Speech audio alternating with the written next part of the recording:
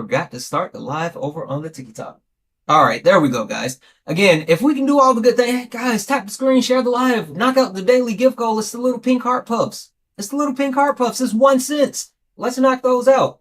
Let's do all the things. Do all the things. And again, if you are interested in actually joining the conversation, if you are someone that is on the left, right? If you are someone that voted for Kamala Debbie Harris, go ahead and get in the box and we will get this rolling. We're going to go ahead and start. We're going to go ahead and start. We are going to go ahead and start. And again, if you are interested in actually getting up on the panel, go ahead and request up. Chris, how are you? I'm doing very well. I'm very fulfilled today. I'm very grateful. How are you?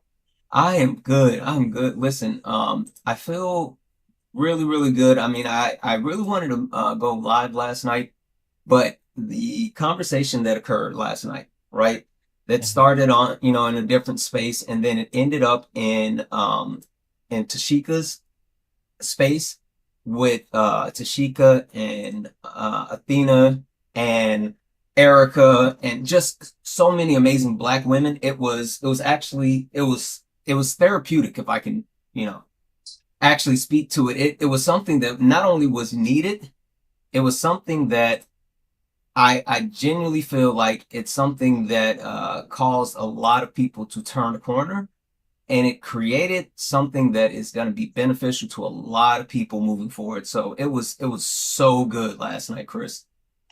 I was there as well, and when I was listening, I had the mindset and the heart of learning and listening and being better. And there were a lot of things that I took from that specific live that I can apply to my own life to not only better myself, but to also better advocate for all women, especially Black women, because Oh yeah. at the end of the day, they're treasures and they deserve to be treated as such.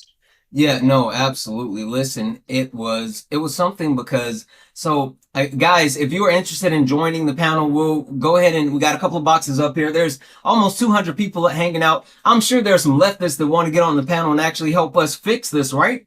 Right? They always say for some reason that the left actually doesn't put in the work. Are you guys going to sit in the comment and not do the work? Someone get in the box. What is happening?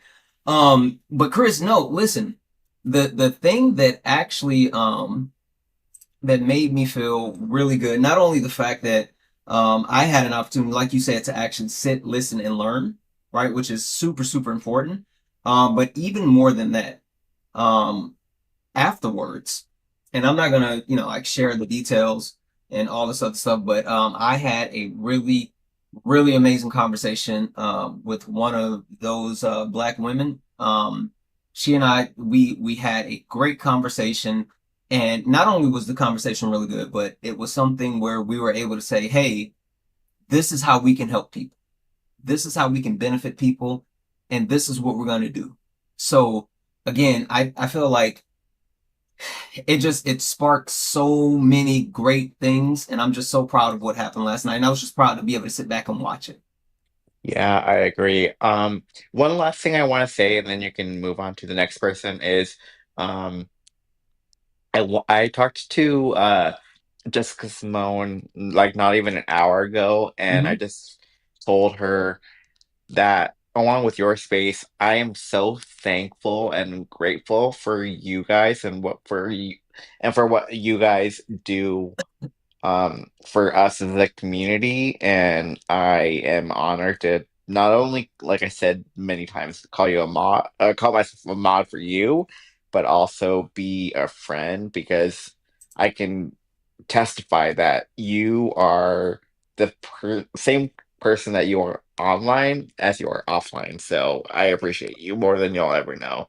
Listen, you know how much I appreciate you. You're absolutely, absolutely awesome. And don't tell people guys, I am a bully offline. I am like do not reach out to me because I am like a dragon. Right, Chris? Mm, why are there no one up here? What? Yeah, you know what? I don't know, Chris. I guess they are expecting us to fix it and they are not. Listen, guys, get in the box. If you are someone, again, I I said this. I mean, it's our responsibility to fix. I think the people are not requesting up tonight because every other night that we've held this live, they've requested up when it was time to actually complain about the things, when it was time to talk about how things were wrong. But now when I said, "Oh, time to talk about solutions," everybody just want to sit back and watch. What's happening, chat? Are are we are we the left who has no solution? Do we are we not able to actually address our own problems? What is happening? What is happening?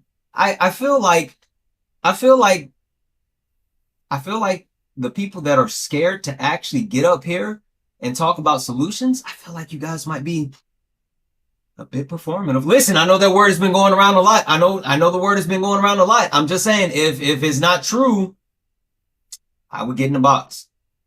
I would get in the box.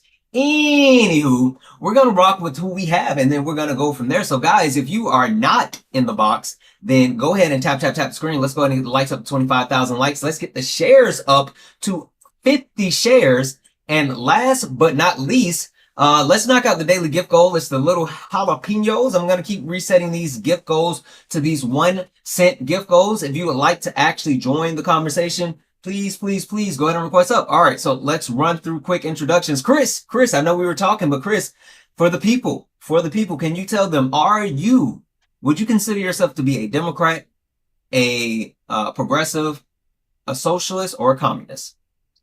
I consider myself to be a progressive. Okay, perfect. Give me 1 second here. TikTok, TikTok. How are you? You can just call me Tech, and I'm good. Tech. I'm gonna that Yeah, perfect. Tech. Would you consider yourself to be a Democrat, a progressive, a socialist, or a communist? I'm a innovationist progressive. I have not heard that one before. Give me a quick synopsis of what that is. I've not heard that one. I mean, in short, it just means I believe in solving progressive issues through innovation. So like technology, research, all that type of stuff. So Mm. So you're the perfect person for this conversation tonight. you could say that, maybe. I Okay. don't know. Okay. We're gonna lock in. We're gonna find out. All right. Give me a second. Hey, Gucci. Hey, Santana. Welcome back. Thank you. Gucci, can you tell the people, are you a Democrat? Are you a progressive? Are you a socialist? Or are you a communist? I'm a progressive. Wonderful. Thank you, Gucci. Hey, Ria, how are you? Hey Santana, how are you doing? Hey, Debbie's in the chat for Nat. I am good. Ria, can you tell the people, are you a Democrat, a progressive, a socialist, or a communist? I would consider myself in between Democrat and independent. Okay. All right. Perfect. Give me a second. Emmanuel, how are you, my friend? My fault. I was trying to unmute You are myself. good. You're Was having a good. bus, man. Emmanuel, can you tell the people, are you a Democrat? Are you a progressive? Are you a socialist or are you a communist? I'm a dirty commie. I'm just playing, though. Like leftist. There's because I mean, a lot of times just being a leftist gets bad rap. They are like formative leftists, but yeah, I'm a Listen, leftist. I called people out that's sitting back in the chat they've been here all week when we've been talking about problems, but when I started saying solutions, they get, they get kind of quiet. So I call people out for being performative. So you might be Big onto something. facts. Mm, Big facts. mm. Anyway, we're gonna keep it moving. Jordan, how are you? I'm good, Santana. How are you? I am good. Jordan, can you tell the people, are you a Democrat, progressive, socialist, or communist? I think ideally I'm a communist, but in terms of realistically, I'm a socialist. I lean more Mm, socialist. I get it. I get it. Real quick, guys, Dub's in the chat for Tech Memphis over on the Twitch side. Tech Memphis is not only watching on Twitch right now, but has been on Twitch now watching for 4 months. Massive W's in the chat for Tech Memphis. Let's show some love to Tech Memphis. All right, perfect. And last but not least, Alexis, welcome back. How are you, friend? Hello, I'm good. How are you? Wonderful, wonderful, wonderful. Can you tell the people, are you a Democrat, progressive, socialist, or communist? I straddle the line between a progressive and a socialist in most ways. All right. Perfect, perfect, guys. We're going to go ahead and get this thing started. We are going to get rolling. This is for the people on the panel. Just a quick reminder, guys, while we are having these conversations, please, please, please be mindful and use TikTok friendly language. What does that mean? That means using words like pew pew, unalive, mustache man, C19, AB, all of those words that will not only protect your TikTok, but it will help protect the live. And guys, please, please, please remember that this is a safe and friendly community. What does that mean? That means that we don't deal with any of the isms, racism, sexism, classism. We also don't do any of the phobias, homophobia, transphobia, none of it. We don't play that on the panel nor in the chat. Speaking of the chat, please be mindful of caps. Caps are for mods. It will pull my attention away from the panel and to the chat. And again, guys, especially on this week, especially on this night, while we are talking about solutions, I want to be completely locked in and focused on the panel. So please, please, please don't do that, because my mods will mute and block you. They don't play. Last but not least, guys, let's keep running up the likes. We're almost at 25,000 likes. Let's go ahead and get it up to 50,000 likes. Let's get the shares up to, we only have 24 shares, guys. We got 240 people in here. I need everybody to share it out at least one time. 246 people. I need everybody to share the live just one time. Just one time. And that will help boost our shares. There we go. Good job, guys. You are awesome. That's what I'm talking about. And also, guys, if we can knock out the roses, little 1 cent heart gifts. I'm going to keep resetting these little 1 cent heart gifts, and it will help push us out to the FYP. Last but not least, guys, we do have a nightly donation goal of $250 that helps support the live. So if you enjoy the information, education, entertainment, please, please, please consider donating. Everything is accepted. Anything is appreciated. And the last thing about those shares, and I'm sorry, I should have mentioned that, guys, we don't need the spam share. We don't need the spam share. Spam sharing is not good. So just one time. Just one time. We just need everybody to share it one time. Please, please, please do not spam share. It is no bueno. All right, guys, we are going to go ahead and get into it. We're going to go ahead and get into it because, again, we've talked about a lot of different things, right? We talked about how the left is not left enough, right? I mean, there's been back and forth about whether we need to lean into those things that make us, quote unquote, special, right? Those things that actually benefit more people, those things, in my opinion, if we actually just focus on those things, we would win hands down, because those things, like those social safety nets, like if we want to give people universal health care, right? I mean, you can try to make them sound bad, but they're not. If we lean into those things, then it would actually be really beneficial. So we've had that conversation, but we've also talked about how, there's a lot of people on the right, a lot of people on the left who say, I'm right, and there's other people say I'm right. And when we can't agree, then we all end up being wrong, right? When our one person's or one group interest is more important than the other group's interest, then it starts to cause conflict where we all lose. We've also had a conversation around looking good versus doing good, right? There's a word that's been floating around on these TikTok streets, in which that word is optics, right? And I know people keep saying optics, and they don't necessarily like that word anymore, but there's a lot of time where the left gets caught up in saying, well, we have to do things this way, and we have to do things this way, and we can't look like this, or we can't look like that. And they get so caught up in the optics that they don't do what's really good for people. And so we've talked about that, but now tonight is going to be big focus on no complaints, just solutions, right? No complaints, just solutions. Guys, the reason why I wanted to hold this topic all week is, for the simple fact of the matter is, I feel like the left, not only do we not have an identity, but we don't have a real direction for it. We don't have a North Star. We don't have someone that's not only guiding our political party, but actually setting the tempo for the things that are important for us. And I think it's really important that we have those conversations and clearly define what are those things that are important to us. And with that, we can push it, right? If we can clearly define that these things are the things that are important to us, then we can dictate these things to the people that represent us. And if we dictate these things to the people that represent us, not only will that actually help bring the party together, but it gives us a clear message, a clear initiative. And with a clear message, clear initiative, when we win, not if, when we win, then we can get the things passed. So, panel, let's talk about it. Let's talk about it. So I'm gonna go around the panel just for a second, and I just want to get just a quick answer about what you would consider to be important for you. What's something that you would want a candidate to focus on, and a quick reason why. Listen, I'm gonna go ahead and start. Just to give you an example, something that is important to me, and I would want any candidate that's representing me is to raise the tax on the ultra wealthy. I am someone who I don't mind paying more in taxes if that means that people that are in need are going to get the things that they need. And the fact that the ultra wealthy, that corporations, they don't pay their fair share, that's something that really bothers me.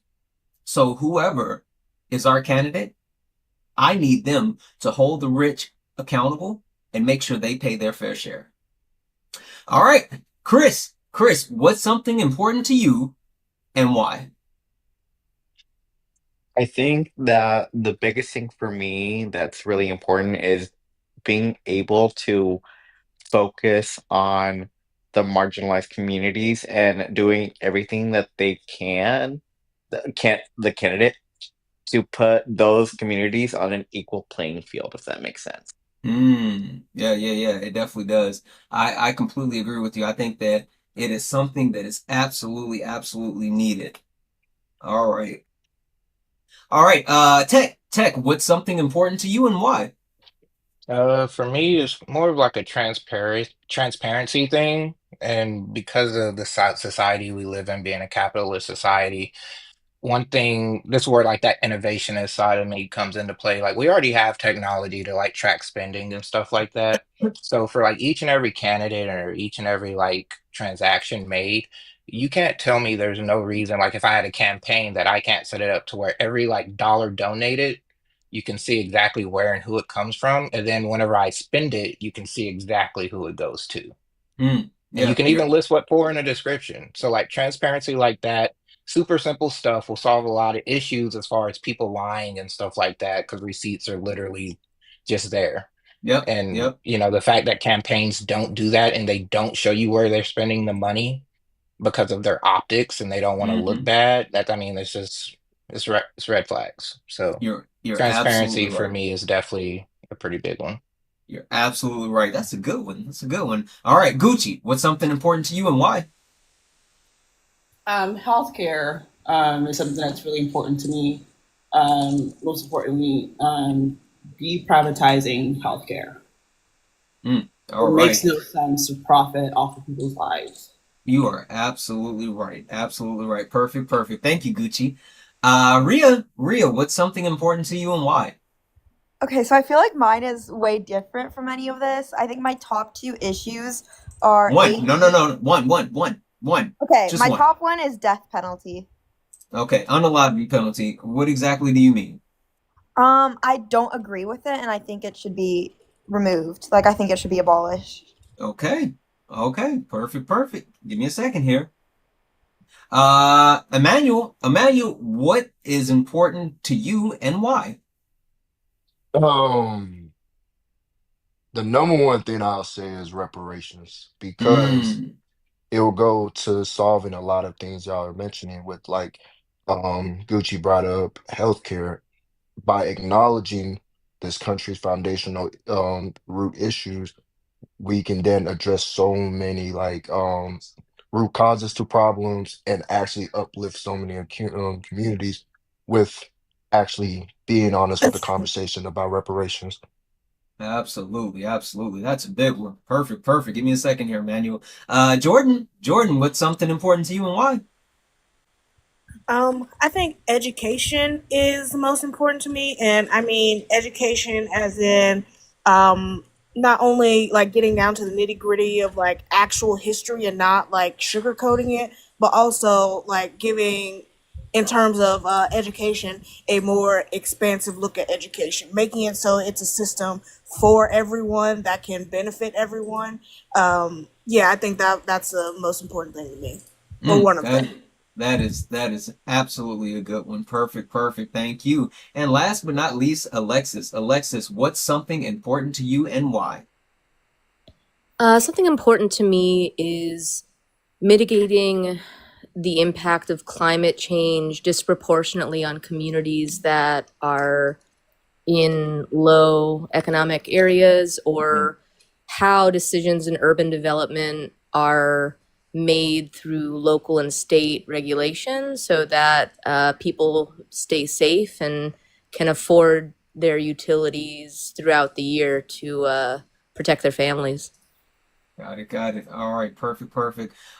Hey, chat and also panel. I see someone in the chat just said that my mic volume is really low. Do I need to turn my mic up? Can you guys hear me okay?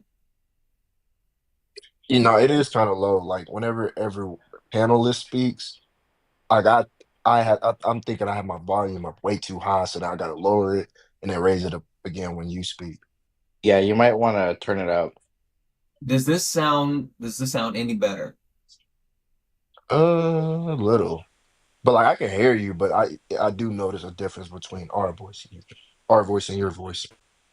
So no, no, it doesn't sound any better. All right, so let's go here. All right, what about now? What about now? How about now? Because we up right now. Yeah, it's Any still about better? the same. Really?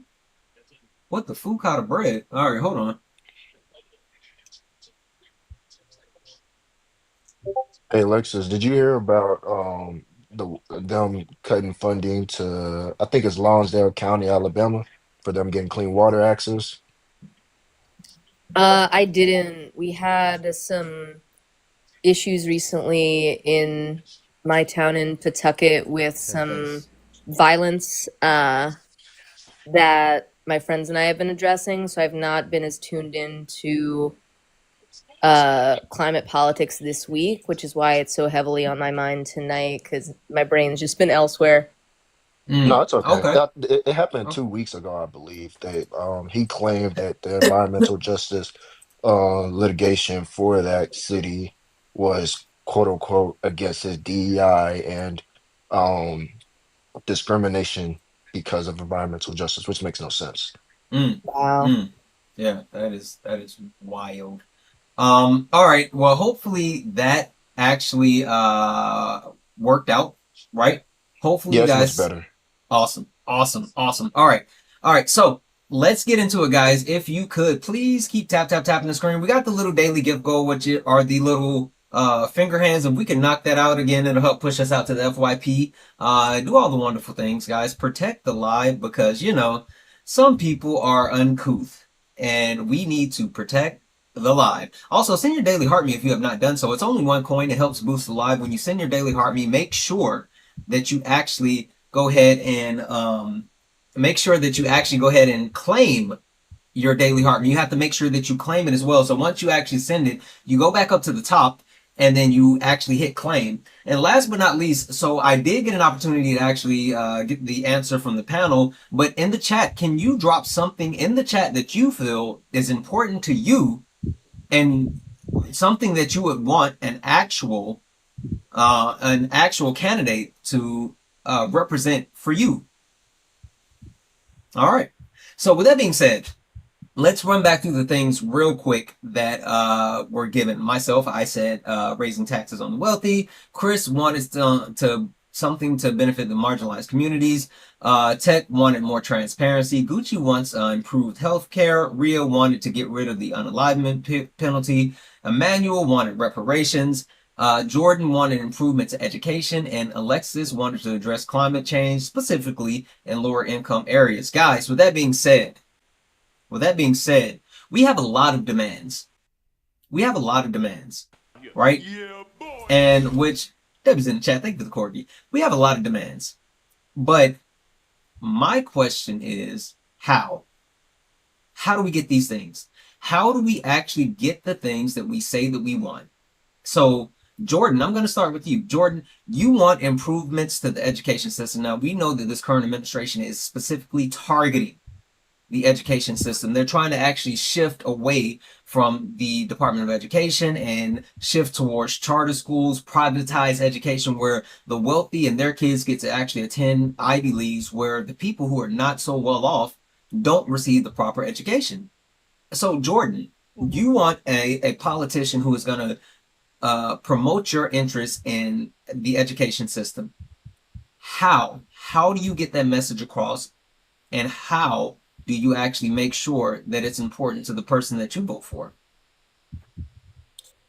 Well, I would first want to clarify what I mean by when I'm Sure, talking about you got it. education, because I don't just mean like the content that's being taught. I also mean the way in which it's being taught. Because I think it's no secret that the way we have structured our education system, we have made it for we've made it for a very specific group of people, especially, for example, able-bodied people. And so we basically like cut off education for people that maybe have different ways of learning, people that have like physical. I guess I'd say limitations or are differently able. I think that's a better way of saying it. So again, not just content, but also like the manner in which we're doing it. And so I think the way to really, I guess, get out the message, I always think it's the best idea to focus on the youth. And I think with this day and age, the best course of action would be to like make the most use out of social media.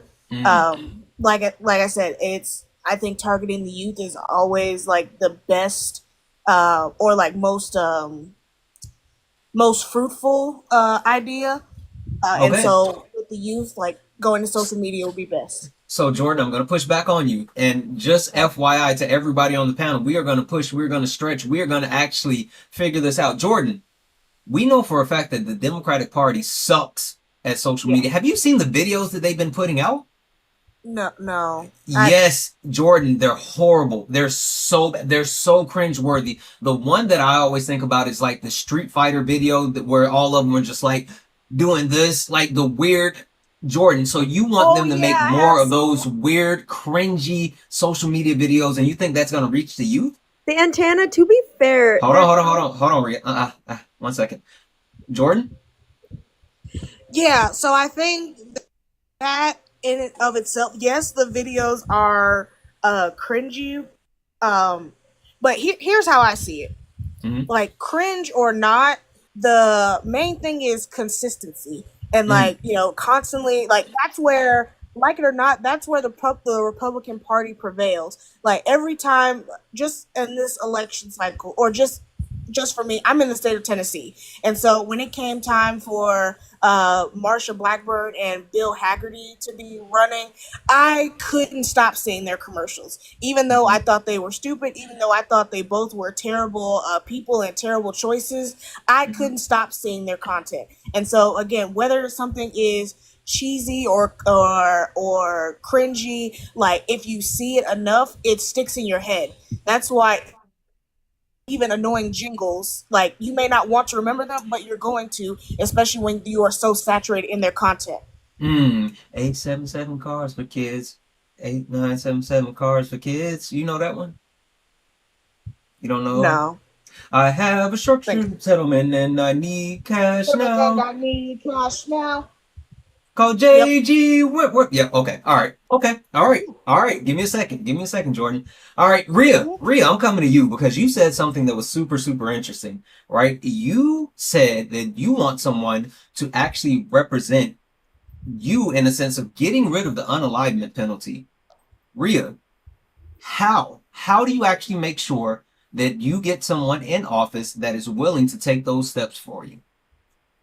I think a lot of politicians have been scared about doing this because they don't want to lose a lot of their support, especially on the Republican side. I go to a Christian school, and a lot of the Christians I talk to about why they support the penalty is often because of their religious beliefs. And I think that politicians on both sides don't want to scare away any of their support or lose any support. But I honestly think we need a bold person who stands up for human rights and human decency. And I feel like we need to find someone who's going to stand up for that. Mm, mm. Rhea, do you see that someone in the political landscape at the moment? I mean, I'd always hoped Kamala Harris would do something about it, but I think the big issue is that this is not a mainstream topic that anyone's focusing on. It's not a topic that's getting any attention, so a lot of politicians don't feel the need to address it the way they do other things like AB or the economy. Okay, okay.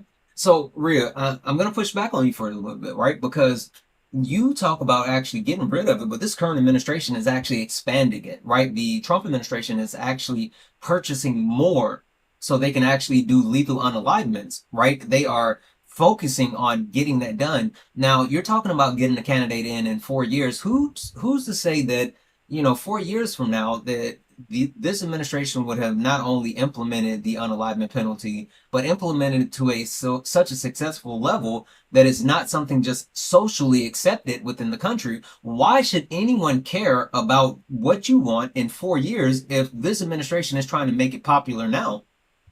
Well, to be fair, I mean, I haven't seen a lot of news about that on mainstream media, but I think to be fair, the president is not the only way to go about this. I Mm. think the best case scenario is Congress passing a law or a bill because essentially that is their role, or the Supreme Court ruling that the unaliving penalty is unconstitutional due to cruel and unusual punishment, which I think it is. I don't understand why that's not been used, but I think you don't need the president to do this. I think there are other pathways in which to abolish the penalty.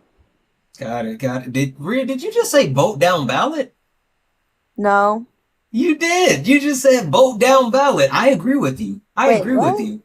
You said it's other ways to actually go about it. Congress can actually pass Oh, legislation, which I mean, that is like, that's absolutely a way that we can go about things. I think that's a problem that we have, especially on the left. We don't necessarily hit midterm elections. We don't really know our local candidates. We don't do those things. Really, you might not have noticed that's what you were saying, but you definitely said it. I mean, I think we need more states and more national laws that ban it because at this point, we only have state bans. Yep, yep, yep, absolutely. All right, give me a second here. Give me a second here. We got someone new on the panel. Kay, how are you?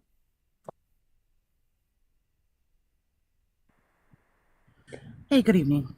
Sorry, Good evening. Good I evening. missed Kay, can all you? your early questions. Oh, I'm the dirty commie.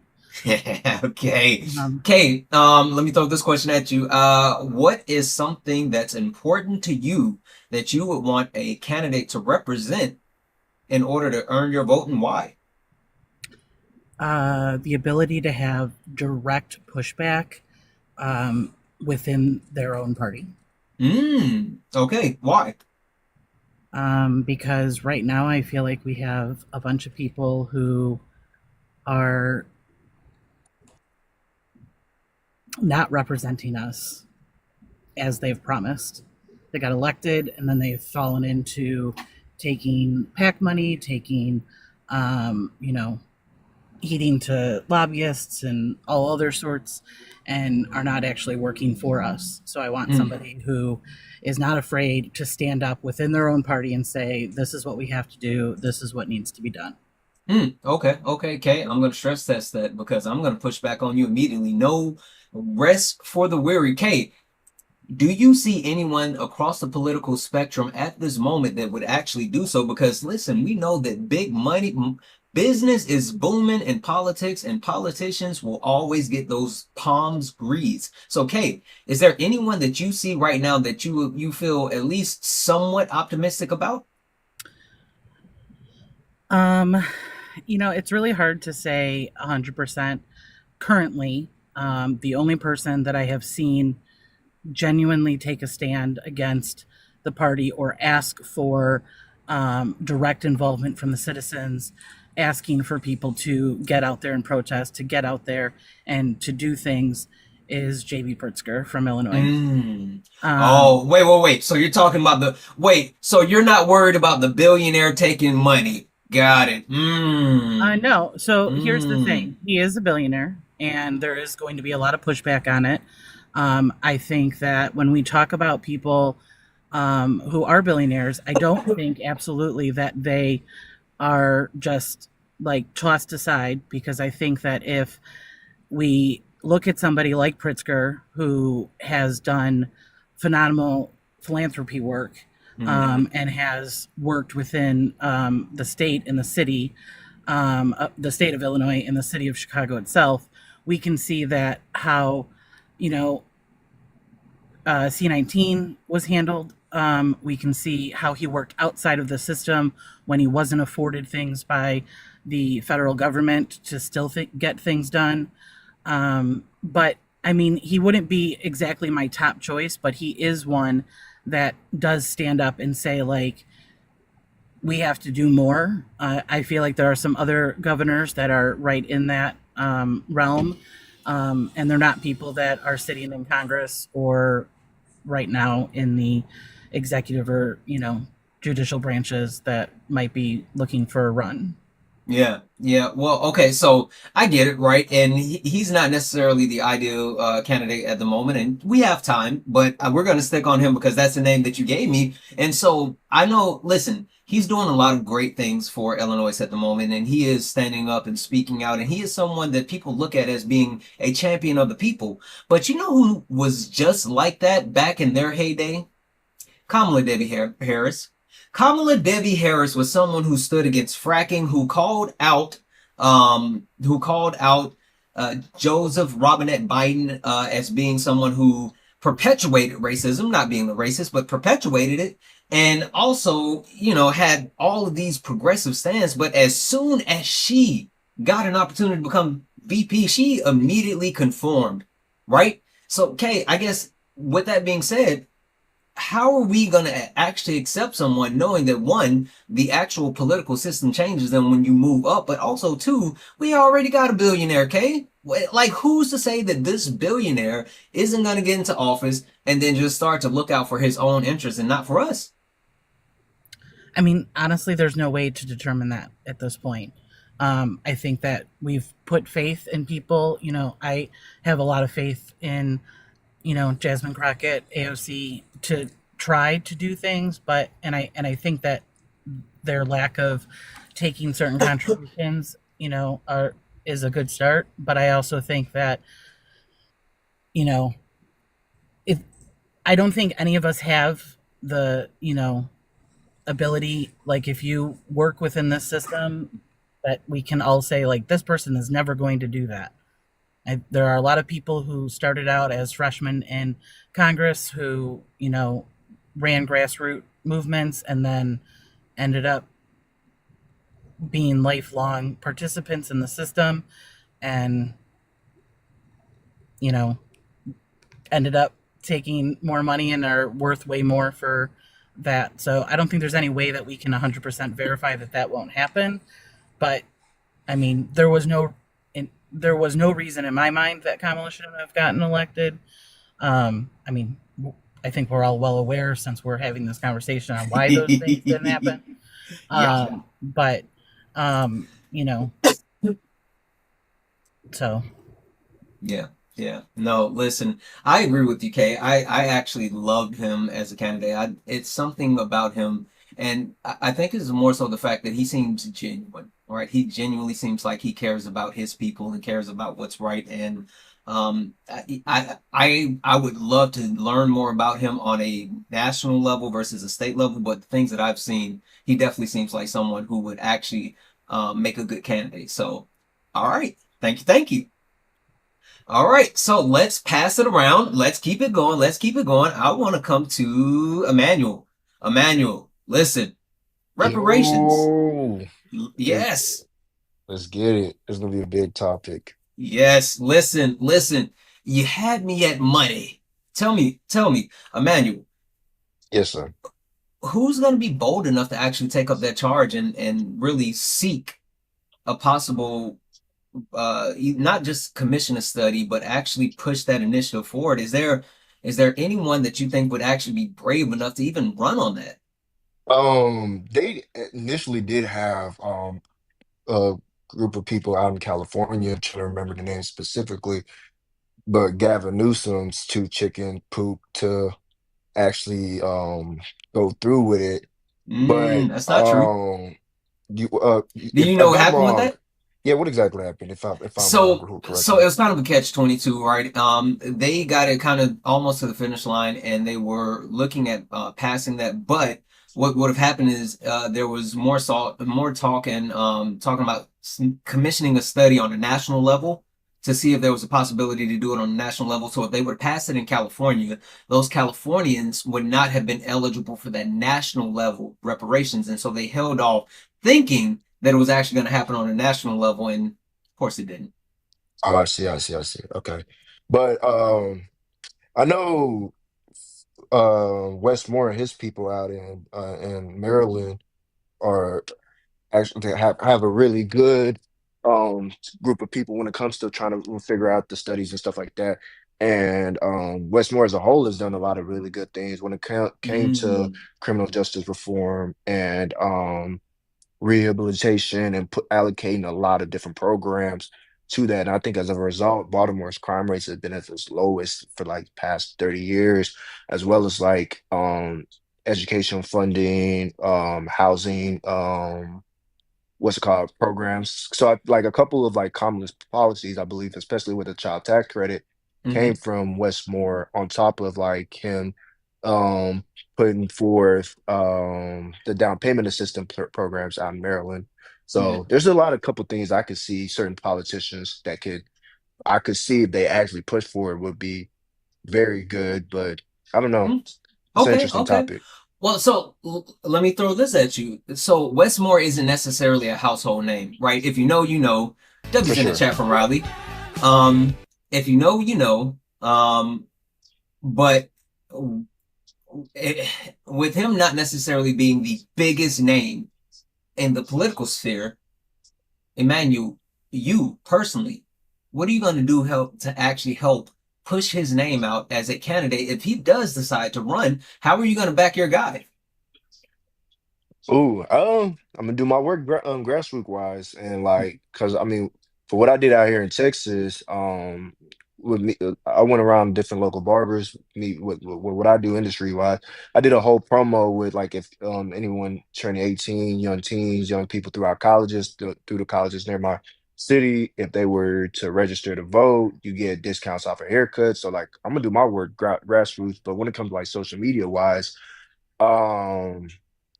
It's just upon how big Westmore wants to go when it comes to platforming. Like I know he does like small interviews, like he'll get on the Breakfast Club a few times. He'll do a lot of stuff locally out in the Maryland area, but like he is not a common household name, which is like wild to me because him and Kamala like super close and super cool and like Mm-hmm. he was a part of like a lot of like policy building for her. So I mean, and I get it though. He's really more focused on the government, his government role. I think he's also seeking re-election as well for Mm. being governor.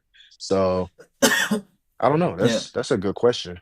Okay. Okay. Hey, so just to kind of take like a whole step back from where we are, I actually love what you just said. Do you follow Kay that's on the panel like a couple of boxes away from you? You said Cade? Kay. Kay. Cade? No, I do not. Okay. One, Yeah, we're do already me a favor. mutual. Okay. Oh, Perfect.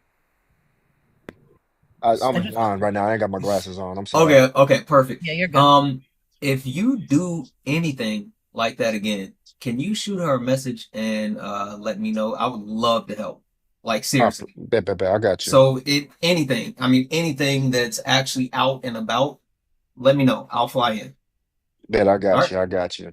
All I right. tried this election. I was very excited when I was talking to the kids around my city, I but know that's like, right. but I forget like Texas is still like deep red. You know what? And Texas always gets my hopes up. I'm always you know what? This must be what it feels like to be a Dallas Cowboys fan because every Yeah, single election I'm like, all right, This is Texas year. It's this year is the year that Texas is, and every single year. And it's really because like the stronghold that conservative um have over here. Like while we were doing grassroots work, Ken Paxton was looking to like purge votes. So Hmm, it's like hmm. it's like we working. They working a little differently, and we out here working. I don't know. It's annoying. I was so hopeful for Colin already. Anyway, all right. So I gotta push back on you, Emmanuel, Let's hear it. because listen, Emmanuel, how old are you? I'm 24. 24. Cool, cool, cool. Hey, Emmanuel, when were you personally affected by slavery? And was I personally affected? Yeah. Um, I mean, because you said you're 24, so I'm a little bit confused. Why should the government have to pay you reparations when you were never personally affected by the actual atrocity that was slavery? Like, I got why a should anyone care and actually give you anything? easy answer because by the creation of the 13th Amendment, slavery actually never ended.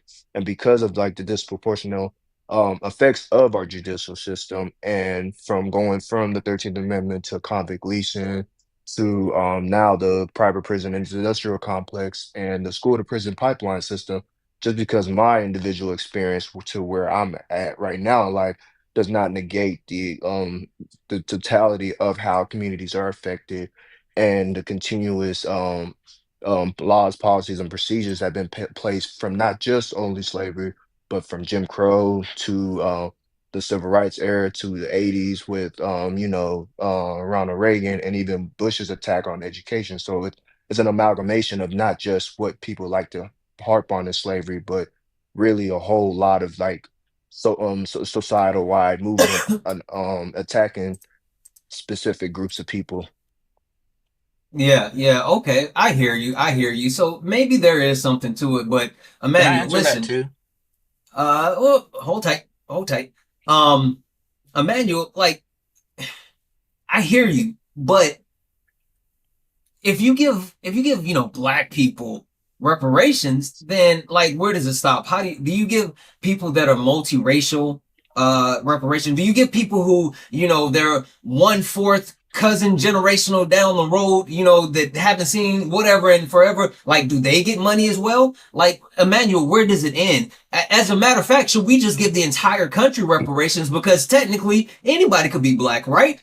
I got an easy answer for that. So whenever people like to like talk about reparations as just like a cash payment system, I need people to really look into research about like the five tenets of reparations and like what it actually means. It's not just money. It's one admission to what is occurring and actual like measures to prevent these acts, laws, policies, and procedures that are affecting people.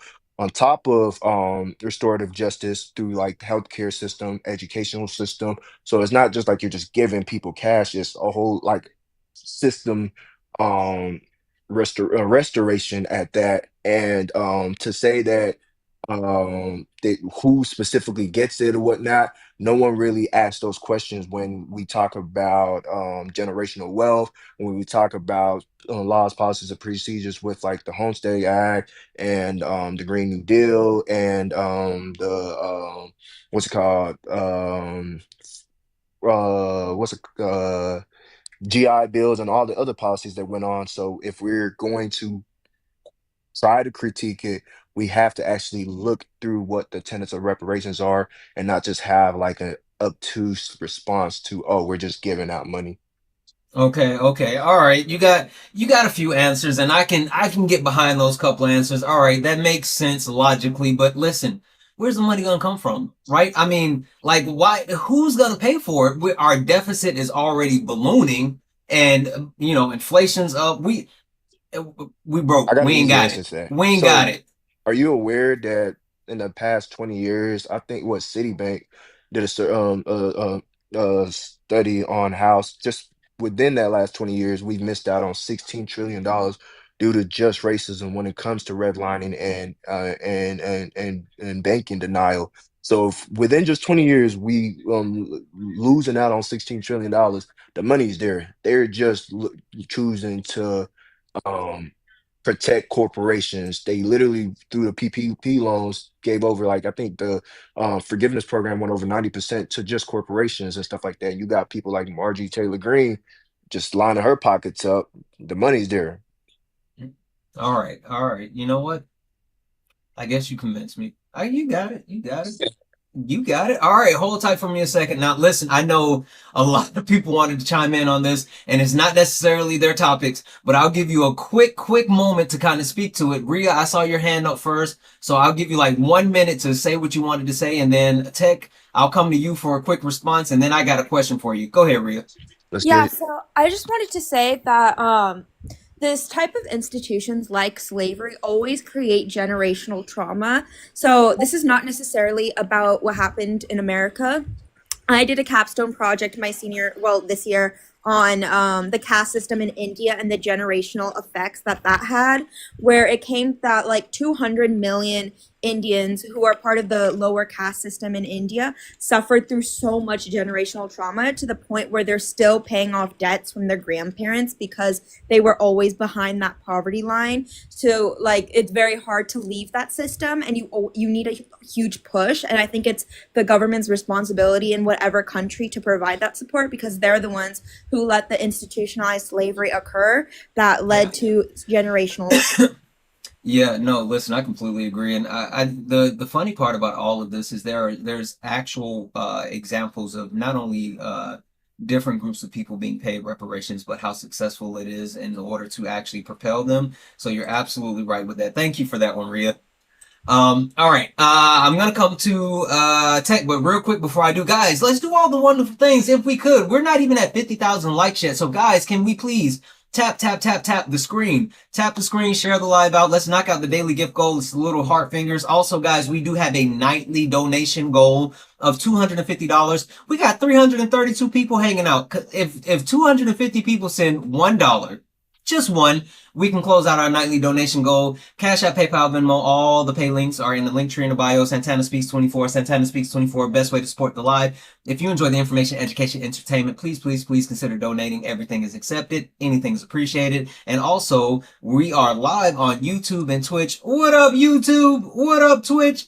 Over on YouTube, guys, make sure that you are liking the stream. And also, if you would like to support over on YouTube, you can send a YouTube super chat and I will read your message out live.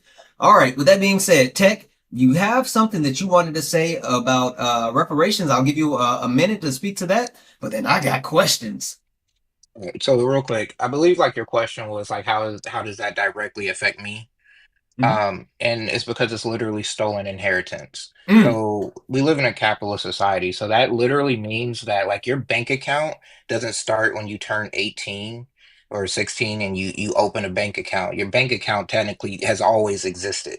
And that's where mhm, nepotism comes into play. So we mhm. were deprived of our own nepotism and being able to have that extending bank account through family lineage. So like quite literally stolen inheritance. As far as reparations, I would just opt for free education. Really for What? I know everybody, that's right. but definitely You like for you all know Black people. You know what? I'm sorry. Let me But break away for a second. But like and like Emmanuel said it, and you said like there's so many other ways to do reparations. It doesn't have to be money. There's so many other ways. Anyway, like you're right. I'm sorry. no, All you're right, fine. I was so just gonna let's say I don't see why people would argue against giving free education, even if it wasn't just the Black tech community, tech. because I was sorry, just about to say no. I oh was just sorry. about to say you know why they would argue against that. Come on now, keep it Well, funky. I want to say the reality of it's like the best investment you could ever make into a country, What's and the they ignore that. yeah once idiotic philosopher said, I love the poorly educated voter. So there's that. Yeah. I don't know. All right, so let's get into it. Let's get into it. You said that you want a candidate that is going to provide transparency, right? And Tech, I love that sentiment, right? I love the thought of transparency, but how do you create transparency? Because like there's a lot of things that I understand that should be transparent, but also there's a lot of things that we shouldn't know. So how do you ensure that one, transparency actually occurs, but two, how do you create that transparency without causing any type of not only like security issues for said candidate, but like national security issues? Like, how do you create transparency without jeopardizing a lot of security? Right. So, first answer to that would be whenever you're voting for this candidate, the candidate needs to like go in knowing the type of transparency that they're going to have to offer. So, whenever it comes to financial transparency, um, let's say like national security, right? We should have an institution set up for that. So whenever we see funding going to that branch specifically, we as a people at least know, hey, this money is being devoted to this branch. And then there are reports that you should be able to release to the people. So we might not know the specific details on whatever project they're working on, but we know what it's there, and we should know the generalization of what it's going for either like defense or like homeland security, blah blah blah. But then whenever it comes to campaign finances, I believe that should all just be open. Yeah, yeah. There should be nothing within your campaign that you're trying to hide from people, period, that are going to be voting for you to get put into a position. Yeah, yeah. Well, so let me ask you this. I mean, we know that campaign finances is a large thing, and actually having the ability to not only fundraise, but to not have to actually reveal your sources of fundraising or the actual amount that you've raised until a set date, that can help create like a competitive edge. Do you think anyone that's out in the political sphere at this moment would actually get behind that? Because it seems like it could give up so much of an advantage that they have. So 100%, because the biggest advantage there's going to be is the fact that you can say that transparency. So, like, if I was to go and Mm, debate somebody and I'm like, well, what is your funding going toward? Because you have all these firewalls up, the people, or they're hearing your mouth but they're not seeing your actions. And I hmm think in today's society people want to vote for the people they think are going to be the most authentic, and there's hmm nothing more authentic than your actions. You can say all you want, but when people see those actions, and then definitely if you're able to communicate the actions on top of that, that's going to beat anything. mm, mm, Because mm. no matter what you say, if we see that your money is lying, that's what happens when you live in a capitalist society. We just got to use it against you, and do what we will with it. But I think as far as the left, I feel like first we need to gather the left, and the best way you're going to do that is by showing the left, like showing them through action, which is what that transparency is. S- That s- you're going to represent them properly. So how do you rally that idea with your peers, right? How do you get people that like you got Chris to your left, or at least that's what it looks like for me, and then you have Gucci to your right. How do you get Chris and Gucci on the same page as you, where you guys are all yelling that you want transparency instead of it just being you? So I think that's really just going to come from whenever they start to see the voter shift. Right. So like if I'm campaigning, right, and then my voters are out able to go out there and they're able to provide receipts at, like, let's say like you're going door knocking, right? And they're like, hey, go to this website, you're going to see every penny you donate and Mm-hmm. where it's going, period. Okay. And you're going to see every penny everybody else donated, and you're going to see Mm-hmm. where it's going, who it's going to. And not only that, but like you'll see who it's going to, you'll see their mission statements, and you'll see what they're doing with the money. Mm. So whenever people can see those money trails, they always say follow the money. Follow the money. So imagine all that Follow the follow the money. money people that say that they're on the right and they're not able to follow the money. Got it. Got it. So All for right. me, it's going to be telling them like, hey, watch these people shift my way. And then now you're going to understand like this is what people want. And they want to see what you're doing. Yeah. Yeah. And Okay. they should be All right. good things. Like you shouldn't be afraid of anything. You should be doing good things with people's money. Yeah, I agree. I agree. All right, Tech. I'm about to stress test you because listen, I hear you, right? I hear you, but the simple fact of the matter is, politicians are, it's like the Wild Wild West. They police themselves. They get to decide when they get raises. They get to actually decide who they take corporate money from, how much corporate money they take. Listen, they actually sell us out for like less than 10 grand. So why would anybody willfully give up that much power just for transparency when they can continue to get away with it, especially when everybody's doing it? That doesn't make sense. I would say because votes win elections. Like a billionaire can donate however much money, but that billionaire still gets one vote, right? So, I mean, don't get me wrong, like it's always going to be kind of like a challenge when it comes to that. But whenever you're not trying to buy people's votes and you're actually inspiring people to vote based on their, what they want to see actually changed and implemented, and they can see that your money is going to those changes and implementations, I think that's just going to have a much stronger impact. And it's going to Yeah, cause a lot well, less problems down the line because we've seen slander destroy careers, political careers, right? yeah, but no, Tech, no, I don't agree with that, right? I mean, we just saw Elon Musk, the richest man on earth, spend $290 million and buy the White House. We know that money talks and bullshit walks a million miles. If people are actually willing to actually buy votes, especially in this economy, then people are willing to actually take that money. Like, if you can buy a politician, which we know they are for sale, that doesn't make sense. Again, I don't agree with you. I don't agree with actually giving up that money, especially when people understand money. Listen, you see how many people worship Elon because he's the richest man on earth? Cash is king, and nobody's going to actually back down from that. Right. So I'll say, I mean, as many people can worship him as he wants, but whenever you start looking at his businesses crashing, failing, people out there protesting his business, vandalizing his property, and the hits that he's taken, you know how he's been really quiet as far as when it comes to the White House lately? Mm. This man is doing so much repair on his businesses, trying to get them back in line because he wanted to go off and start like you got to think about it. Yeah, he can pay for as many elections as he can, but it's going to get to a point where people just won't have it anymore. And it's going to start hurting his business. And he's going to put his money before the White House. He's going to put his money before the country because that's what billionaires do. And that's one thing you can always count on. Their money is going to come first. So as long as you go in with that knowledge, knowing like, hey, their money's going to come first, you got to be able to use that knowledge. You got to be able to, think of strategic ways to, as you're, I say, as you're doing your transparency thing, make sure you're exposing the fact that they're not. After Yeah. that's what they said they were going to do, they're not doing it, and you start calling people on their hypocrisy. I know that the right really likes to pivot away from their hypocrisy, but my focus first is on pulling those people on the left and us coming together first. Okay. All right. I mean, that's a fair statement. You do have a point with the money, but like think about it.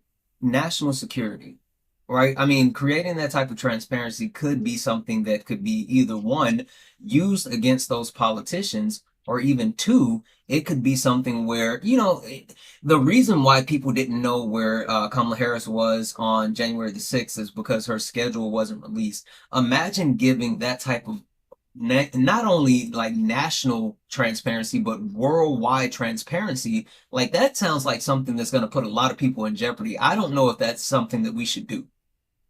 Right. So I mean, don't get me wrong, we already have certain laws on things like that. So as far as like if like certain operations happen, it's just like certain amount of years before that information gets released. Whenever it comes to campaigning, as I said, there shouldn't be an issue. I'm not saying release somebody's schedules before they go on it because you don't want, somebody sitting waiting for somebody to show up because they know where they're going to be. But as far as afterwards, for example, like just recently they tried to do an interview with Bernie Sanders and they're like, "Oh, you spent $221,000 on private flights and stuff like that." And his response was like, "Yeah, well, what you want me to fly commercial? Then I end up getting delayed and have a whole rally of people out there waiting on me, and I can't even show up." It wasn't something he needed to hide, and it was something that was eventually released, right? As far as national security, that's definitely conversations that can be had on like what's released and what isn't, because we don't want to jeopardize people like but as I said, there's certain things that, that's when we start enforcing law, say like, hey, this is the type of information that we don't put out simply because it will put people in danger or, it's some type of infrastructure that needs to be completed beforehand. But eventually it does need to get released, just like all those CIA files needed to be released with all the, corruption and stuff. People needed to be able to learn from their past what their government was doing wrong so we can fix it in the future. Okay, all right. That's a fair statement. That's a fair statement. I mean, I get it, and I do think there's some validity in that. But I guess the last thing I would say then is what's too much, right? I mean, where do we draw the line? right? You talk about creating transparency with campaign finances, and now you talk about creating possible transparency with the moves of certain political figures. Like, are we going to start releasing their signal chat messages next? Like, are we gonna drop the government group chat and say, look what Bernie Sanders said to Christie? I mean, not Christie Cinema, but Joe Manchin. Like, where do we draw the line? So the line for me is drawn whenever it comes to like personal family issues outside of government. But anything said within the government, imagine like, a signal chat comes out and it's your congressman that you voted for, and they just saying some I don't crazy have to off the wall imagine about stuff. signal chats coming out. Anyway, go ahead. I'm sorry. Right, right. They just saying some crazy stuff that's completely against what you voted for. You're literally depriving your voters of knowing that they're going against the representation that you wanted them to have, right? So all, like, as I said, the line is only drawn whenever it comes to like personal family issues. But my thing is like, I should be able to see the money went into your personal account, but once it hits your personal account, that's a different story, like not including Mm, like taxes. But I say that because like if I see like a weird amount of money went into your personal account, now I can open up an investigation, which is what should be done. You can't just go into your personal account and be like, oh yeah, you were buying cupcakes from Walmart and you should have been buying them from Target. Like, no, not that. But yeah, this random, 25,000 extra dollars that you're getting, and they don't come from your stocks, and they don't come, which shouldn't be allowed anyways. But they don't come from somewhere that I can source it and see it's legit. That's when we start having problems. So pretty much just your personal, family life. That's nobody's business, in my yeah, opinion. So. yeah. Listen, okay, all right, you got me. I agree. I agree. The idea of having transparency is something that I think could be beneficial overall in a lot of different ways and a lot of different reasons. But being able to actually say like, hey, this is where the money is going, right? I think that's something huge, and I think that's something that a lot of people would appreciate, and even more so, whether it's true or not, it would create the illusion of honest politicians. And I think one problem that we have here in the country is that we don't trust the politicians, and they're not actually, transparent. That's why. Right. My thing is like if I was a representative, I would want to say like, don't ask me, just go look. Yeah, yeah, Just go look. Don't ask yeah, me, just go look. If you think it's wrong, then that's up to you to decide. But go look. Don't just take my word for it. I don't believe in just taking my word for it. Like, go look, go find out for yourself. Go yeah. source it. Use your critical thinking. Like, Right. Yeah. right. No, listen, Tech. W's in the chat for you. All right. All right. Perfect, perfect. Guys, massive W's in the chat for Joanna. Joanna sent a $2 donation saying love as always to one of my favorite TikTok creators. What do you mean one of? What do you mean by that? What do you mean one of? Anyway, guys, W's in the chat for Joanna. Thank you so much for that $2 donation, Joanna. Guys, that means we're only $248 away from closing out our nightly donation goal. Cash App, PayPal, Venmo, all the pay links are in the link tree in the bio. Santana Speaks 24. Santana Speaks 24 is the best way to support the live. If you enjoy the information, education, entertainment, please, please, please consider donating. Everything's accepted. Anything is appreciated. All right, let's keep it pushing. Let's keep it pushing. Because Gucci, I got a question for you. Fire away. Healthcare. Gucci, we know that healthcare is super important. And I feel like it's something that's been neglected over the last couple of years from the left, more so in the sense that we've had the Affordable Care Act, and it's been something that's been overwhelmingly beneficial to a lot of people. So you don't necessarily see politicians talking about healthcare like they should. Why do you think that that's something that needs to be taken up, in this next election? And who do you think would actually champion that? If okay, I don't know who I think would champion that honestly, but I don't. There's a lot of things about healthcare that's been done in my opinion, under the table where people don't know what's going on because it's hidden in a different bill or something, and they're increasingly making it more expensive. Um, I think one of the biggest fix, I don't know how we're going to do it, but is to at least, if we're paying for insurance, Hmm. you shouldn't be denied healthcare. If I've paid the money for it, I should not be denied healthcare. So I think like legislation. That You was said it right. You got it, friend. okay. You said it right. Okay. Um, as something that we need to, I guess, fight for. Calling your reps, looking into what departments or in the government, I guess, affect healthcare. Yeah. Yeah. So you said something that actually sparked my ear because I know for a fact that yes, calling your reps is something important, but I also know that there are certain groups that actually go and basically lobby without the money, Yes. but lobby certain representation to get bills sponsored. Is that something that you've looked into as far as helping with? I mean, like, Yes, how and are that's you going to something. help people? Well, that's something I've looked into in terms of like how it's happening and how to tackle that. But honestly, I haven't seen. I don't know Come on, Gucci. So if you've looked into it and you haven't seen something that you because like, then like what's it's what's stopping you? I the mean, like, lobbying thing. The lobbying thing is something that I think is one of the things I say like happens under the table. People don't realize that the reason why nothing has changed with healthcare is mhm. because this rich companies and this big pharma, I guess, and insurance companies are lobbying hard against um, bettering healthcare because they profit off of it.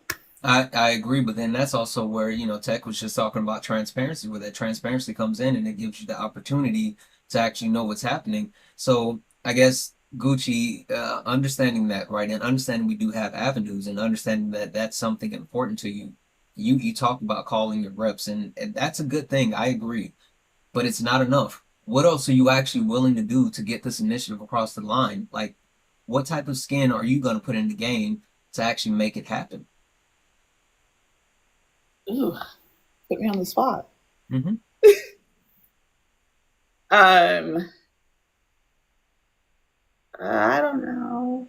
Mm, Gucci, I need you to think about that because listen, I didn't even think about the one thing that I've learned from you over this last week is you are one of the most intelligent people that I've ever spoken with, and you not only have a fire that I admire, but like I expect a lot from you now. So you saying that you don't know is unacceptable it now. is unacceptable. It is unacceptable. I need something from you. Not now, but you and I are gonna have to talk because we got to do something, and I'm willing to do whatever you decide. If you want me to back you, I will back you. Like we can do it together, but I need you to do something. I'm gonna do my homework. Okay. All right. All right. Now it's time to push back because Gucci, listen, healthcare sounds nice. It does. It does. It's something that a lot of people need, but it's a pie in the sky dream. I mean, we have the affordable healthcare plan right now, and it's crap. I mean, it's the worst thing ever, and we want to get rid of it. Why in the world should we actually trust the government to give us healthcare? Like, why wouldn't you want people just to take care of their own healthcare? That makes more sense to me. Um, when you allow people to do it themselves, I guess, and take the government out of it, it there's no standard of like I guess gold standard of healthcare. Um, with the discrimination in the healthcare system, that's going to get worse because the government isn't able to curb that on a national level. Um, I just lost my train of thought. It's all good. That's all good.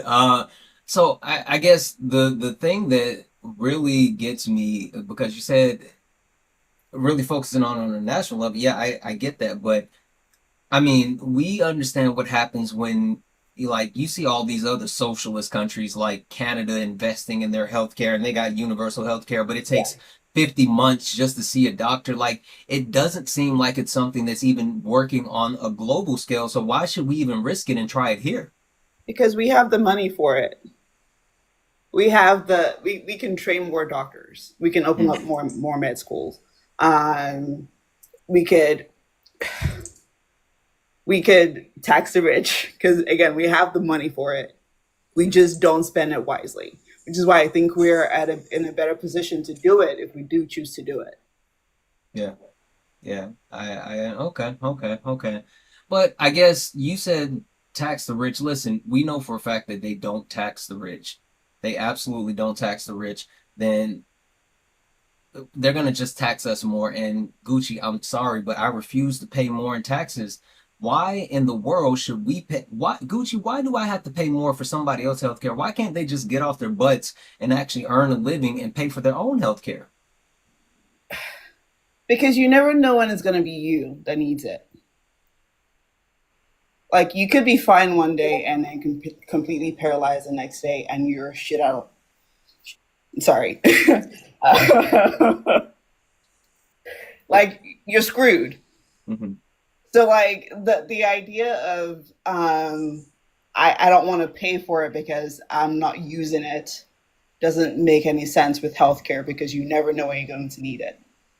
Yeah, yeah. And Listen, like if you take out like the co-pays and the deductibles and all the extra stuff that we have to pay for, going to a hospital, going to see a doctor, paying for meds, the higher taxes may not seem as much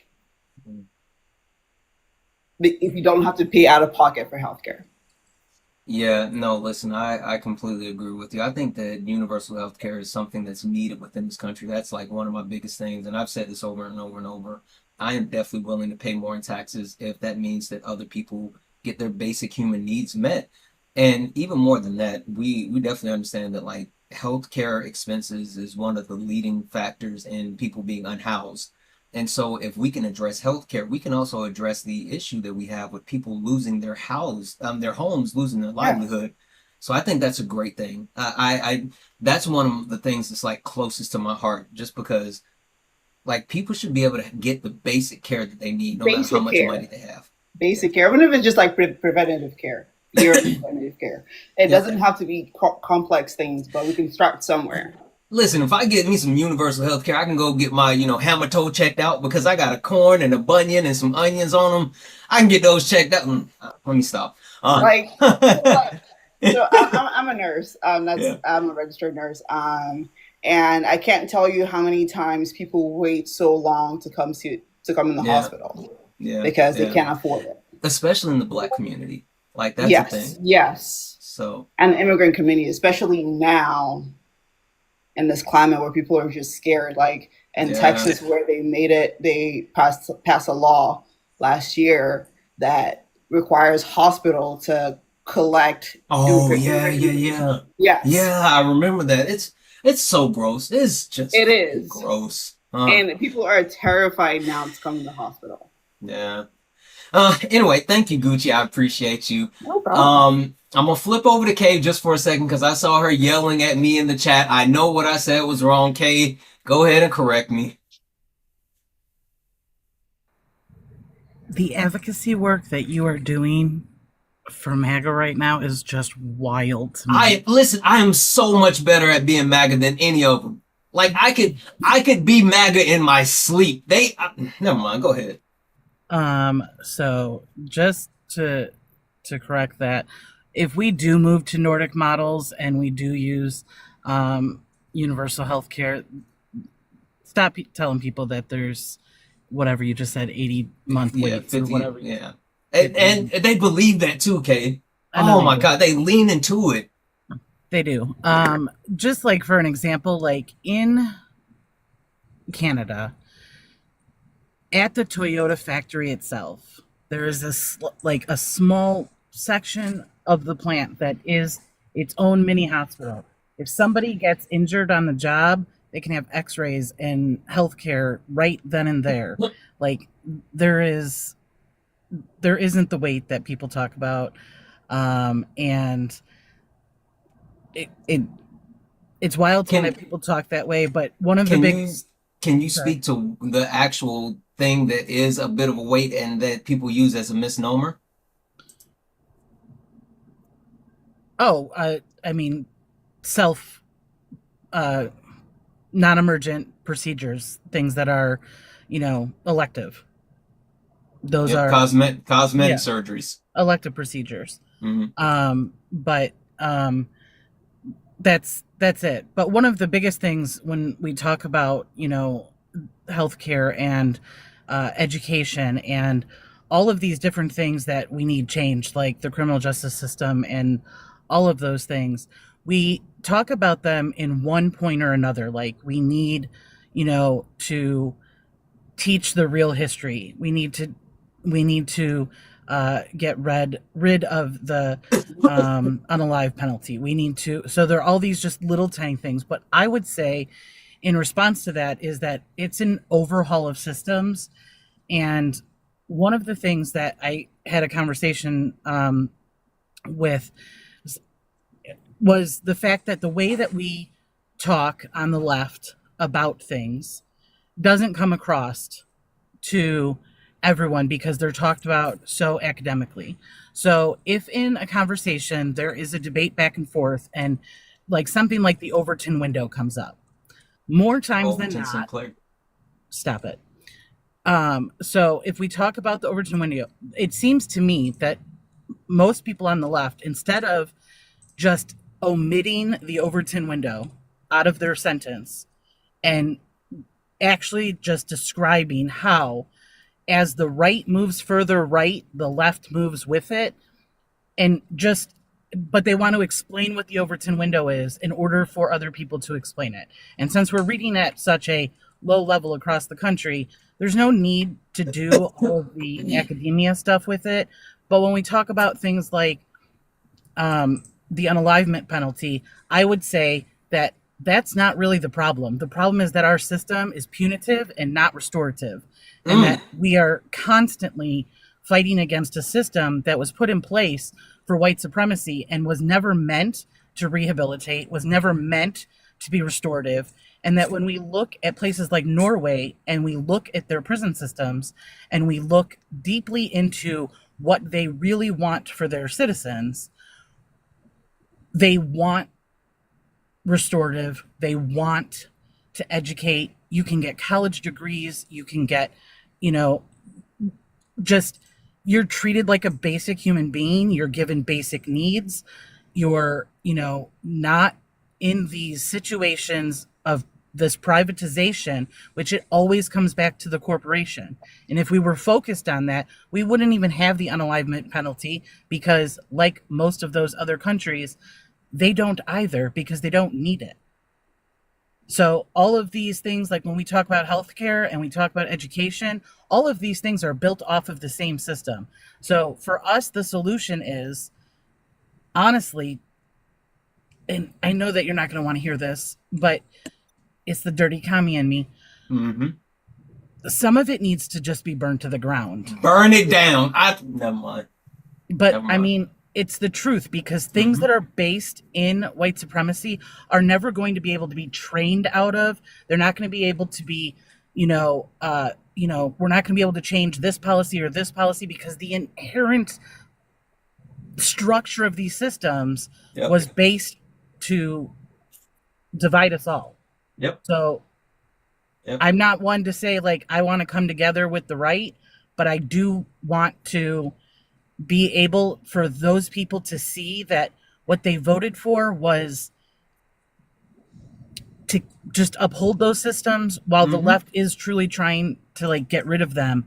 And because there's so many different factions of us on the left, like from somebody who says that they're only a Democrat, which to be fair is center right at best, to somebody who like myself believes fully in, the socialism or communism in itself. I think it's really important that we talk about more of those solution-based things like you said, but the root problem is still there. So when you talk about respirations, like absolutely, because there's no way out of this system without an acknowledgement of how this system was all built for us. Hey, Santana, I'm Yeah, gonna I was just drop about. down. I'll Oh, shot you a DM about something. okay, all right. I Appreciate you appreciate you. having me, boss man. Yeah, yeah. Thank you for coming. Hey, I'm proud of you, young man. Yes, sir. Seriously, come back. I got you. I'm gonna be back for sure, boss. All right, all right. Um, hey, Kay, I'm a dirty capitalist. I likes the Skrilla. Anywho, Okay. um, let's keep it moving.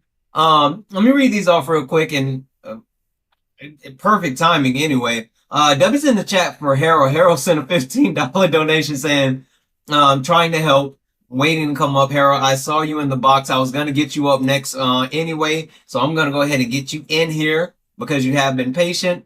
I'm sorry, I'm just trying to give everybody some time on the panel. I really want to flesh this out, but W's in the chat for Harold for adding $15 to the nightly donation goal.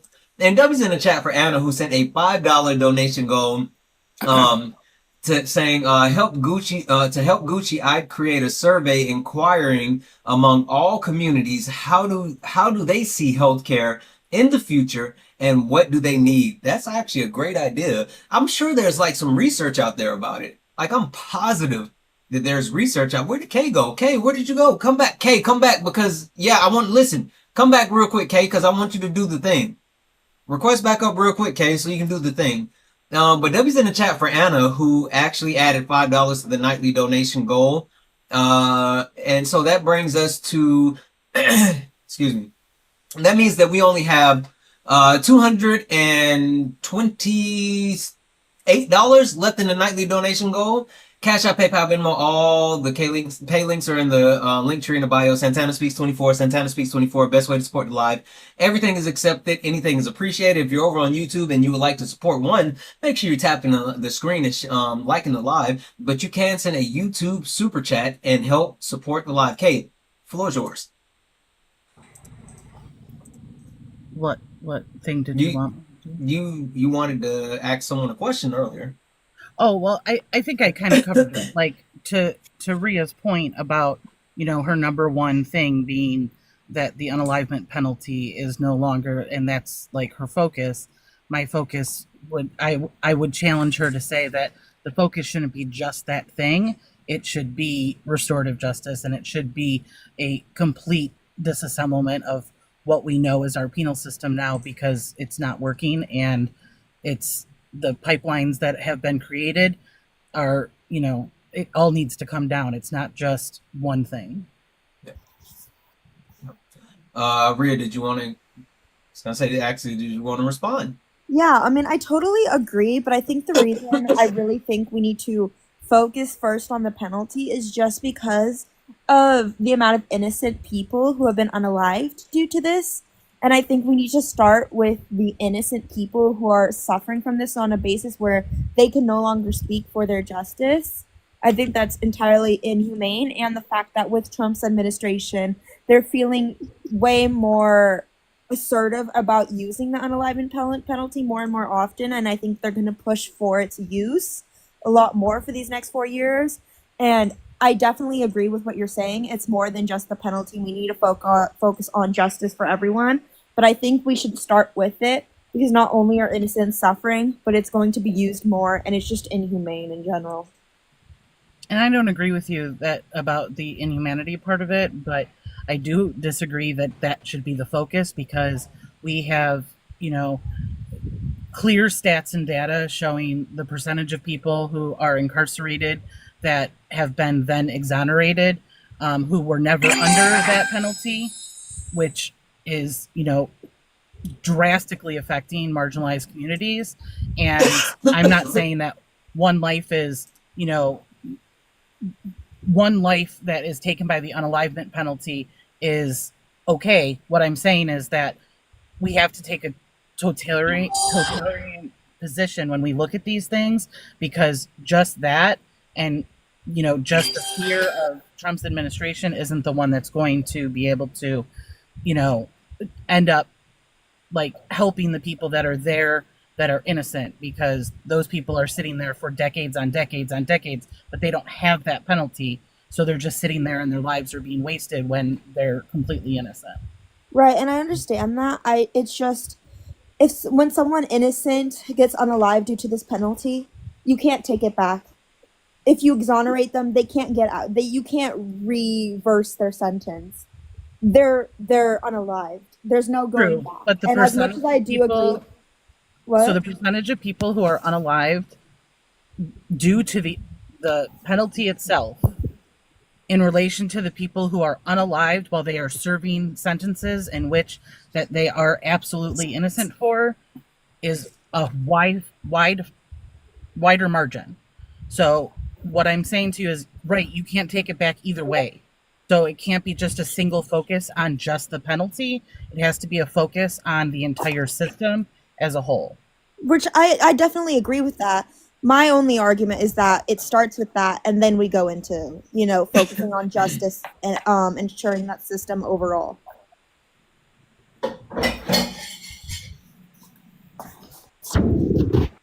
I mean, I disagree. There's no meeting in the middle here because I mean, two things can happen at the same time. While taking in the whole system, we can also dismantle the penalty without just working on the penalty and then not doing for anything else for the people who are, imprisoned and also innocent. Yeah, I think we should bring back jousting. I think that if we listen, we should bring back kicks, and you should go find Diego or I will leave. Or, like seriously, my allergies are whipping my behind right now. I will go and take all the medication I can find. So there's that. No.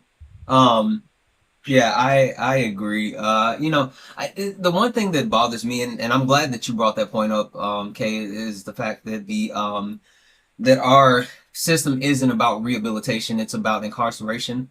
And I love how you spoke to the Nordic model and just how there's other European countries that have, like, I've watched those Locked Up Abroad, and not the like bad ones, but the ones where they really actually, for lack of better words, pour into the people and really try to actually get them back into society versus just, free slave labor. So, and I think it even moves into like even outside of the prison system.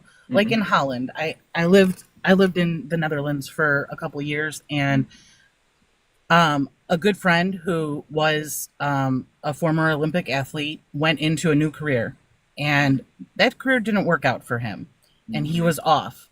And I watched while I sat in his living room as he made a phone call to a program, and they stopped his mortgage for 12 months. No questions asked, lost his job, was like, you know what? Go ahead, focus on the things that you need. We don't have these programs. We're not setting each other up for success. We're not working for the betterment of the people that are in the country. We are working for the betterment of the elitists and for billionaires. And so when I see other countries progressing with their people and their freedom index is higher, their educational index is higher, their health index is higher, and then people's big argument is, well, there's only 62 million people in the UK. You can fit, just geographically, you can fit like 4 UKs in Texas, and so it'll never work. Well, okay, why can't each state do it and still have it? So there's ways to do it, and people always have this reason on why. But, I'm with you. Like, I'm willing to pay more. I don't even think it's necessary if corporations were to pay their fair share, but I'm willing to pay more so that people that don't have access have access. I'm a provider, and my main source of providing is for patients that are zero pay or low cost cash out of pocket pay. And that's like my whole model. I don't take anyone else. If you have insurance, I wish you the best, but that's not where I'm at. I'm only seeing people who can't afford to see me because that's what's needed. So as we need to set each other up for success, it's so important. And I don't think that we're doing that with our legislators. I don't think we're doing it with clearly the administration that's there. I mean, we have people just absolutely violating like our Constitution and all of those things. But when we talk about solutions, I do think that Emmanuel was spot on. And at 24, I wish I was as, right. Like I'm double his age, so I mean, I'm proud and of that and young man. right, and he's so right about the grassroots and really doing stuff. And Tech is also correct. Mm-hmm. Transparency is huge. These Mm-hmm. are solutions. These are what we were looking for Yep. this week with this conversation. Yep. And I think we all need to remember that we can do multiple things at one time Yep. and that we are not stuck focused on one thing because people get hyper focused on one thing and we don't progress. Yep. And so that's it. Well, I'm gonna make okay, space for I'll Santana. just say, we're a country. We're all about that dollar bill. Cream, get the Well, the money. hyper Dollar bill, individualistic, y'all.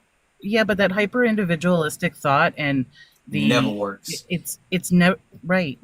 I mean, it Never. can't be about one person. It has to be Hmm. about everybody. Unless you're me and you're on late nights, then it's about me because I love me some me. Right, Kay? Good night. Good night.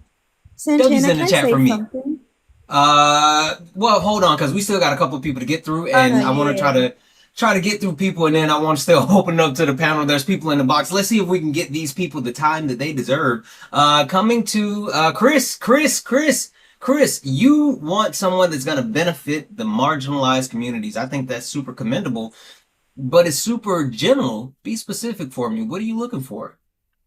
Yeah, and I realized that It's all good.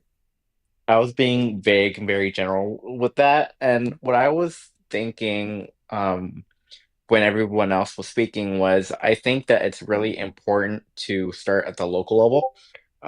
And some examples that I can give are things like, you know, an easier way to citizenship for the undocumented immigrants. Um, easier ways for transportation for people like myself, especially in rural communities. Um, things like that, if that makes sense. Mhm. Um, and I know that it's a very targeted and individualized approach, but I think that if we can get a candidate like my woman AOC, I feel like it could get done. Okay. All right. Yeah. No, listen, I do think there's a lot to be said about AOC and the possibility of actually targeting those things, whether it is migration or targeting transportation. We do understand that the infrastructure in the U.S. is, yes, the infrastructure bill was passed, but it's still something that is very far behind other countries. So I guess kind of taking that thought process, because infrastructure is a big deal, and then kind of mixing what Tech was saying about innovation. I mean, do you think that that's something that people can get behind because they've been talking about like building a light rail from Vegas to LA for the longest. Like, is that something that people are willing to pay for? Um, are we talking about current day, or are we talking about the future, or what are we talking about? I mean, yeah, like we're talking about a candidate that's going to push that, and so that has to be something that resonates with everyday Americans. So, thinking about where we're going to be in the next couple of years, is that something that people will have an appetite for? I think there is a potential, but it's all about how we convey that message. And I'm not talking about being performative or anything like that. I'm talking about that effective messaging that I was talking about on Monday. But then I'm also talking about things like getting in contact with your local representatives, doing things like signing petitions and essentially pushing the envelope to make it happen. I know that I'm doing whatever I can on my personal level as a social worker and as someone who's very passionate about social programs. And I know what it feels like for things to get done, especially in those marginalized communities. Like I said myself, like for example, I helped three families obtain affordable housing today alone. And Hmm. so I know that that definitely goes a long way, but we have to start small to eventually get to the bigger picture. Yeah, I completely agree. I understand that, and I think there's a lot to be said with that. I mean, voting local is super important and to achieve anything that we want. All right, Chris, I got to push back on you a little bit because listen, I mean, I hear you, I hear you, I hear you, but it sounds like you're speaking to a lot of ideas. It sounds like you're being idealistic. Like people aren't gonna necessarily have an appetite for the city of tomorrow, the bright lights, the futures. Yes, look, the roads that we have right now are fine. The railroad system that we have right now is fine. No one is gonna want to actually spend more money for any of that. So why would we vote for someone who's talking about spending more money on stuff that we don't even really need?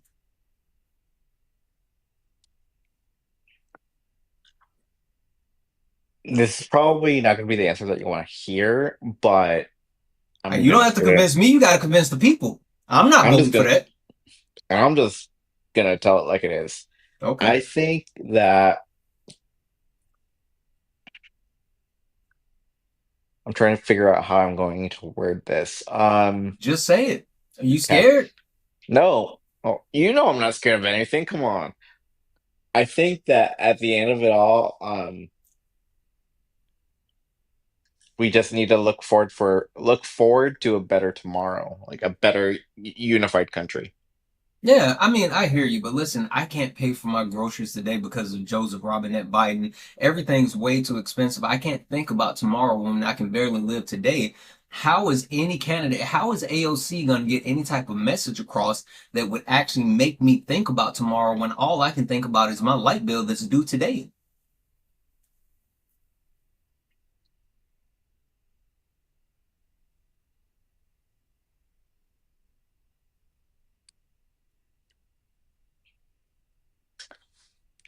Uh, uh, Dang it, Santana.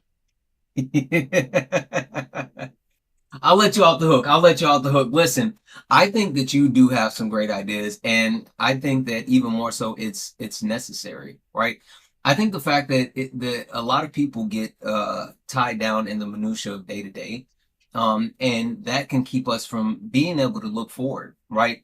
But I think the one thing that AOC's message resonated to me when listening to her in person is the way that she actually portrayed not only the opportunity of tomorrow but the ways that we can get there. And I think that's like the most beneficial thing that she can do, and it's something that she does extremely well. Is not just by creating those ideas of a better future, a better tomorrow, but actually showing us the steps to take to get there. And specifically, I mean, I ride with her because she wants to tax the ultra wealthy. I mean, like we can get there's so many things that we can actually do if the corporations and the ultra wealthy just pay their fair share. They don't. We're not talking about overtaxing them. We're not talking about like the post Great Depression type taxes. We're just talking about actually paying some taxes because you got people like freaking Trump paying $700 in taxes when he's allegedly a billionaire. So I completely agree with you, Chris. Oh, one thing I wanted to say before I move on. I wanted to comment on what you said about the Dallas Cowboys saying Cowboys that they. suck. I know they do. Saying that this is their year and whatnot. I Mm. am like that myself because on Monday the NBA draft lottery is happening and my team has the highest odds to get the number one pick, and I want Cooper Flag. Yeah, Chris, I'm not willing to talk about basketball right now. I'm still in mourning. Oh, that's true. I'm sorry. I can't. I can't. Jessica Simone tried to get me to talk about it on our podcast, and I refused. Hey, at least you Um, have LeBron. yeah. And on that note, I'm gonna drop. Have a good night. Thank you. I appreciate you, Chris. All right. All right. Let's see here. We still got Jordan. We still got Alexis. I'm gonna come to you, Jordan, first. Jordan, education, Uh-huh. education. Jordan, you want to see advancements in education, Hmm. and I get. Wait, Jordan, did I talk to you? Yeah. You said yes. Yeah, you did. I thought so. Hold on, I just didn't cross your name off the list. Okay, I'm sorry. Hold that thought. Yeah, no problem. All right, Alexis, climate change, climate change, climate change is a big deal, and it's something that's actually worldwide. But you said something that was interesting, and it really piqued my interest. You said in lower income communities. What does that mean? So, specifically at the local and state level, I'll just speak to my experience here in Rhode Island where I've served, but our Utilities Commission is a state level commission which negotiates prices of utilities like electricity and water and gas. And when taxes are raised or utilities prices are raised, there have to be public votes on the matter. And for years, these companies have strong armed the government into allowing raises because, well, certainly with COVID, it put a different level C19. of strain, excuse me, during C19, it put a different level of strain on individual residences as opposed to large corporate buildings. And in Rhode Island, because we are so small and because everything is hyperlocal, what we see disproportionately now is how the impact of that cost going up is pairing with bigger economic issues nationally and causing folks to utilize the same resources, the same electricity or gas or oil, and not being able to pay those bills. And what I've seen, especially with children and with the elderly and with folks with chronic health conditions, is the impact of that bill and the ability to ensure that you have proper cooling or proper heating, particularly in New England, where it can be difficult because the homes are old and it gets extremely cold up here in the wintertime. You can see the real impact on the health of communities because folks can't pay those bills with the jobs that they have, so they'll have to start working more and finding second and third and fourth jobs again. And so I feel like the impact that the right votes could have at the state and local level to ensure that we are keeping both the environment in a healthier place and making proactive decisions for these communities, and also holding those utilities companies accountable when they continue to raise prices just blatantly in the face of these communities that are protesting against them. It leaves people feeling really hopeless and also extremely sick. Listen, I get that, right? I get that. And I guess the big thing that I'm trying to understand as well, though, is how do you actually unite people enough to push back on it, right? I mean, climate change and being able to actually address those environmental issues, it can be such a divisive issue. Like, I know you said that you're working on the local level, but like specifically, how have you been able to reach people to not only get that message across as far as the benefits, but to actually get them on board to champion the issue the same way that you are? I'll just speak to what has worked for me. And I'll be completely honest. I went to art school and I went to theater school and I studied that kind of realm. And so when I get in front of my neighbors and I talk about these things, I usually try to first start them out with a little bit of humor, because this is something that we can all agree is a chronic annoyance in our lives. You know, and you just, and I'll put on my best Rhode Island accent for these people that it comes out when I'm talking to them, because we're just on the exact same page. You know, there's an alignment from the start that when my bill goes up and I have to spend $200 more a year to fill that oil tank, I'm screwed, and you're screwed, and we're screwed, and it's terrible. And the only way that I can make a difference in my seat is by making a particular vote maybe twice a year. You know what I mean? It's a very critical period where maybe once or twice a year, this commission would come in front of us and we have the opportunity to make a difference. So the time isn't during a normal election, it's in like May of like the third year of a term, and no one cares, right? No one's Hmm. paying attention except for the people that are in that room.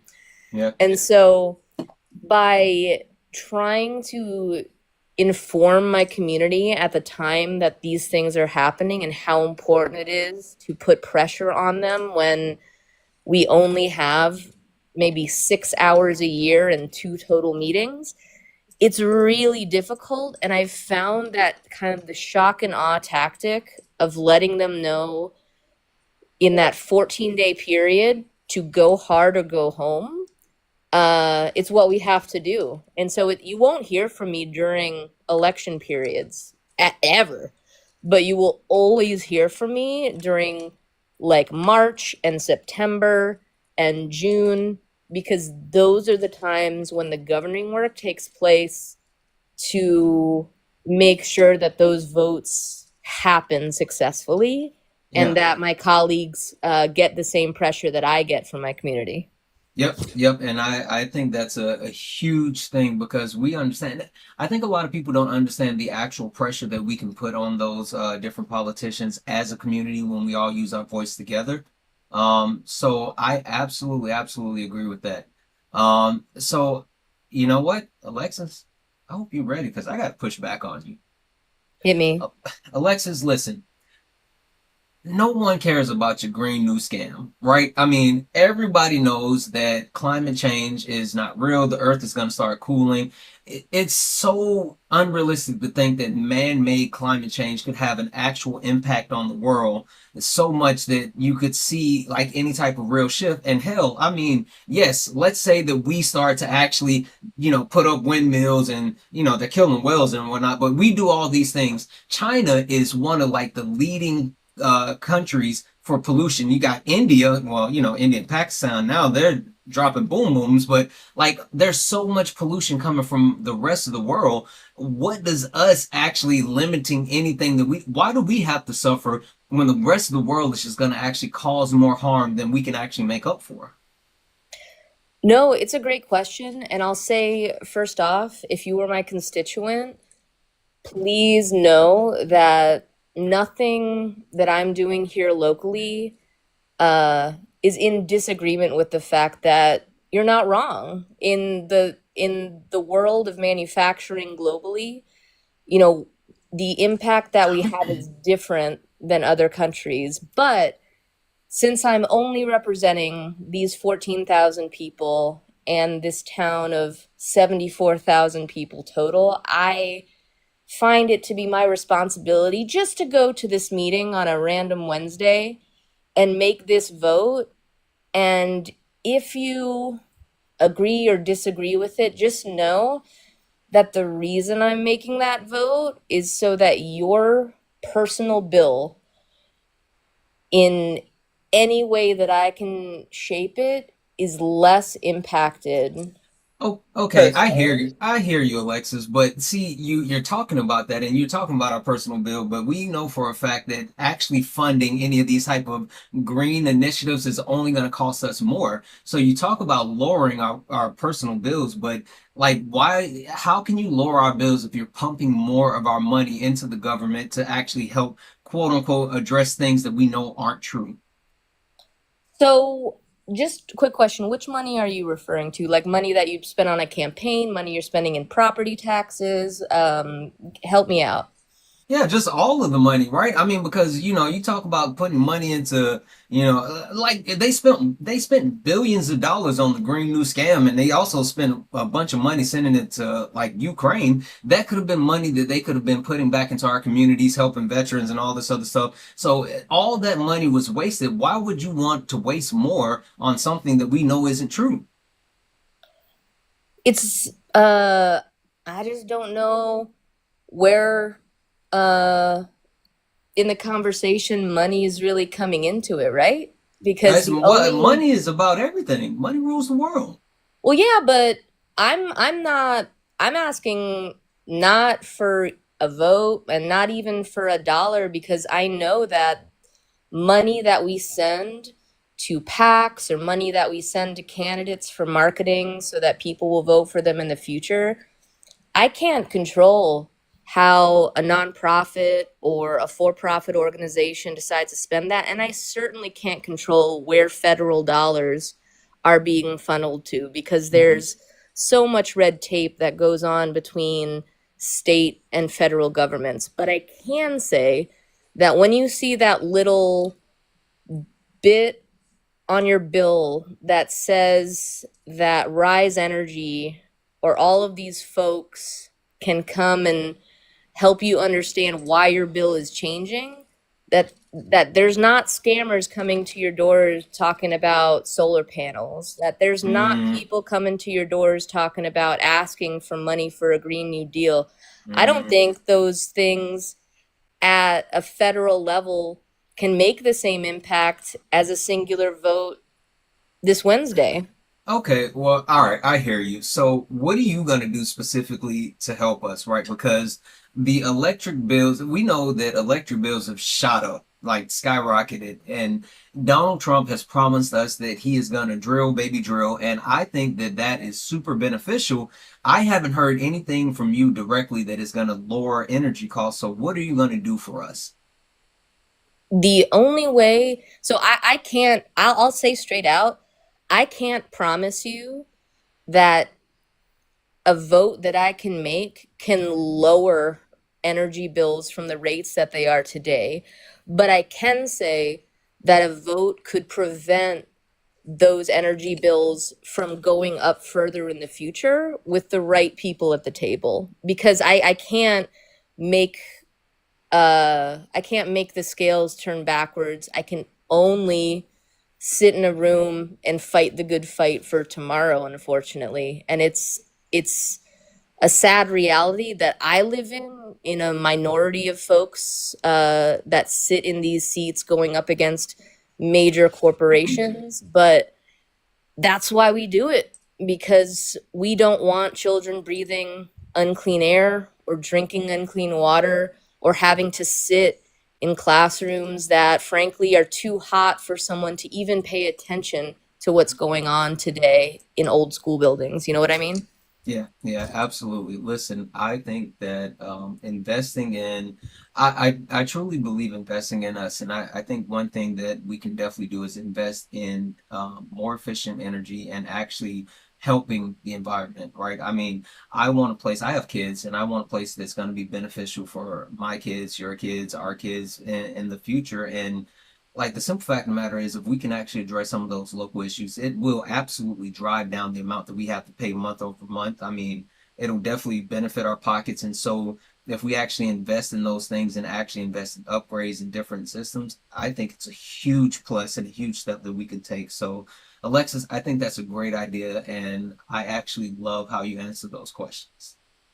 No, I appreciate it. I think in the right with the right people, like the environment and deforestation and how it impacts us can be something really universal, because nothing discriminates when it comes to heat, right? Oh, listen, I'm from the South. I'm from South Carolina. I absolutely know this. I absolutely know this. So, but cool, perfect. Thank you, Alexis. Give me 1 second here. All right. So real quick, I want to open up the panel, and I want to actually just, really finish out and with this with the actual conversation. I know we've done a little bit different tonight, but Harold, I'm going to come to you and I'm going to let you start the open conversation with the panel overall, but I have to do this. I have to do this. DJ Easy, how are you, my brother? Good brother, I'm very well. How about yourself? Wonderful, wonderful. Listen, I don't know if you've been keeping up with this week or have you seen this, but we've been targeting the left, right? And so the opening question that I've had for everyone, and I'm going to throw to you is, do you consider yourself to be a Democrat, a progressive, a socialist, or a communist? Actually, after this last election cycle, I've turned myself around to be a bit more confused than I thought I was before. I was leaning a bit more communist and sort of between communist and socialist. I've never just been Democrat, but Hmm. a lot of the things that they are for seem to, I'm further more on that side than further right, if you will. Okay, okay. Fair enough, fair enough. Now listen, I want to run you through this, right? Because like everyone else on the panel except Harold has actually answered a couple of questions for me. So I want to start off with the question, understanding that like the left is so vast, right? It's so many different ideas as far as what's important to different people. So the first question I have is, what's important to you? What's something that you want a candidate to actually represent for you that would actually earn your vote in 2028? Term limits, Mm. specifically on Supreme Court justices. I don't think that position should be a lifetime position until you're tired of it or you pass away. No. Term limits. And also, one that's a Oh, no, bit, no, no, no. Hold on. You got to stick to one. Got to stick to okay, one. I'll All stay right. right there. Okay, perfect. So term limits. I agree, right? And I know you said Supreme Court justices, and which I agree with that as well.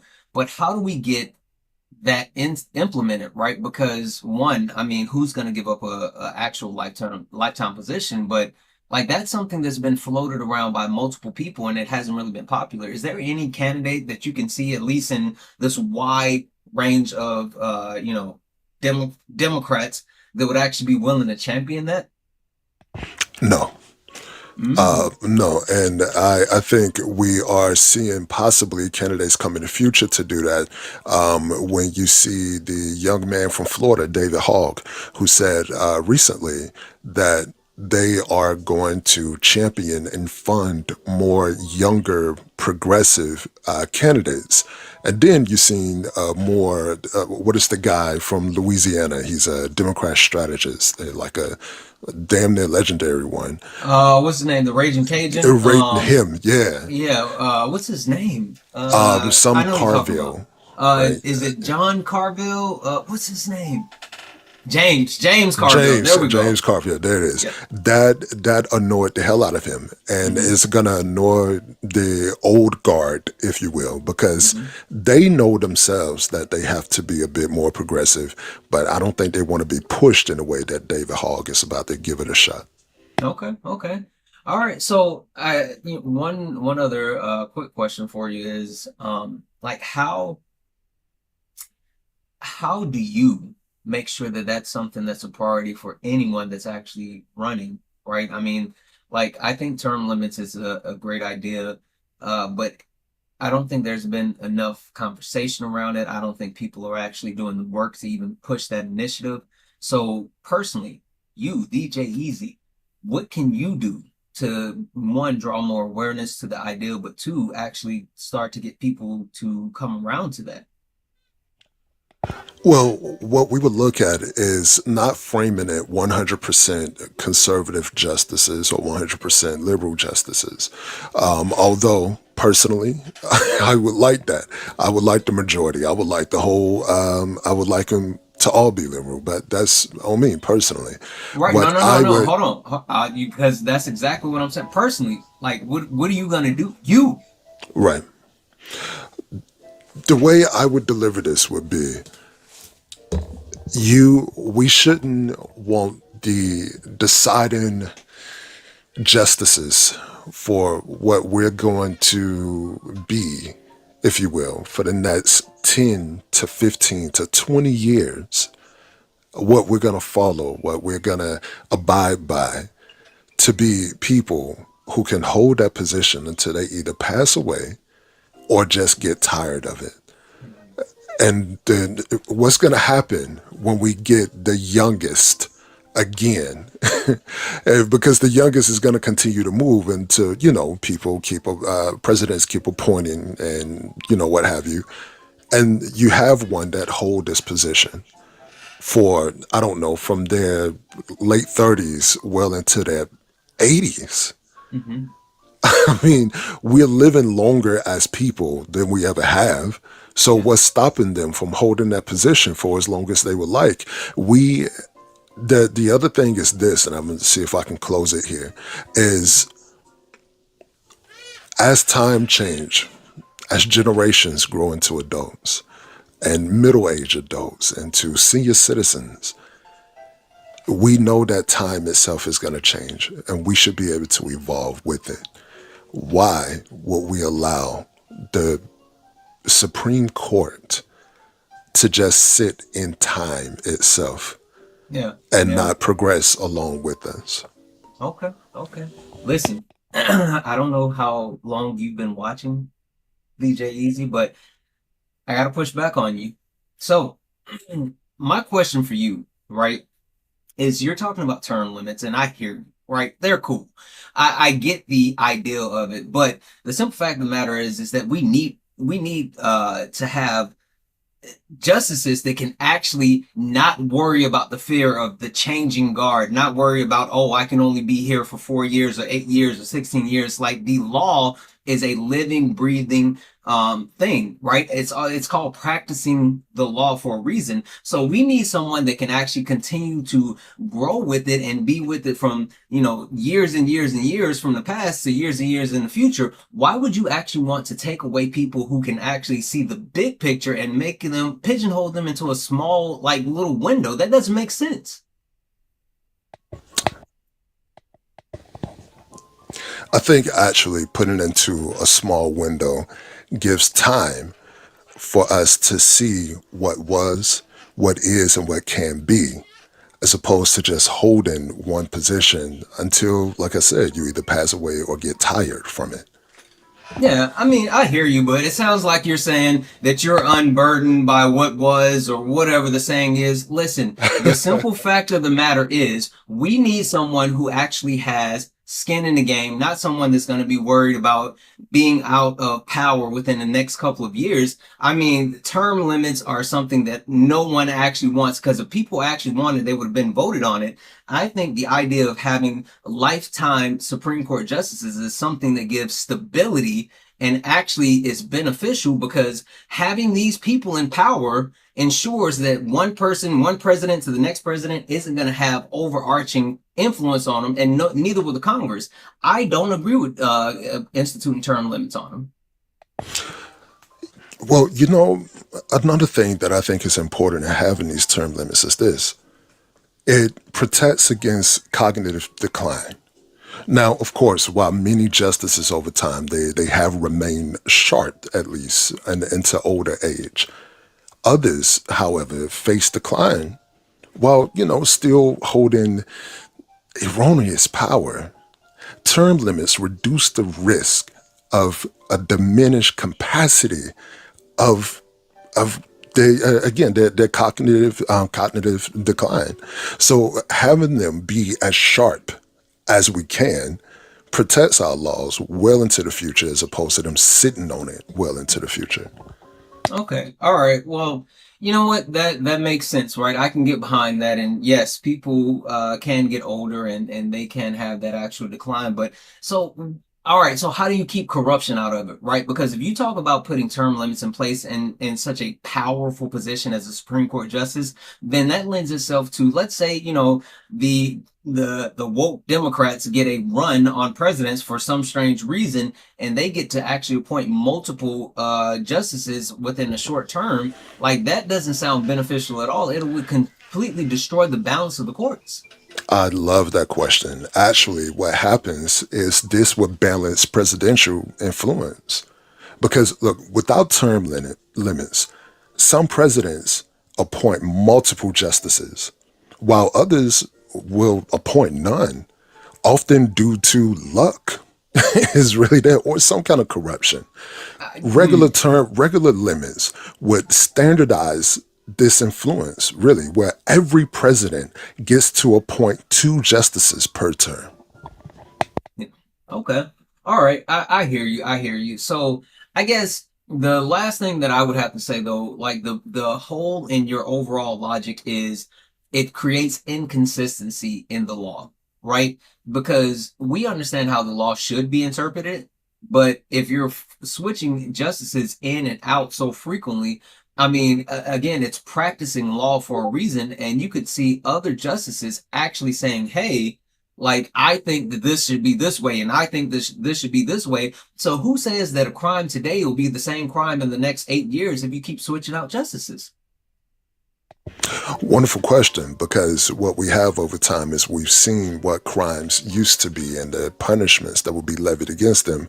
And we've seen with research, um, with basically life itself evolving, that some of these crimes, I don't know. They don't hold the weight that they used to.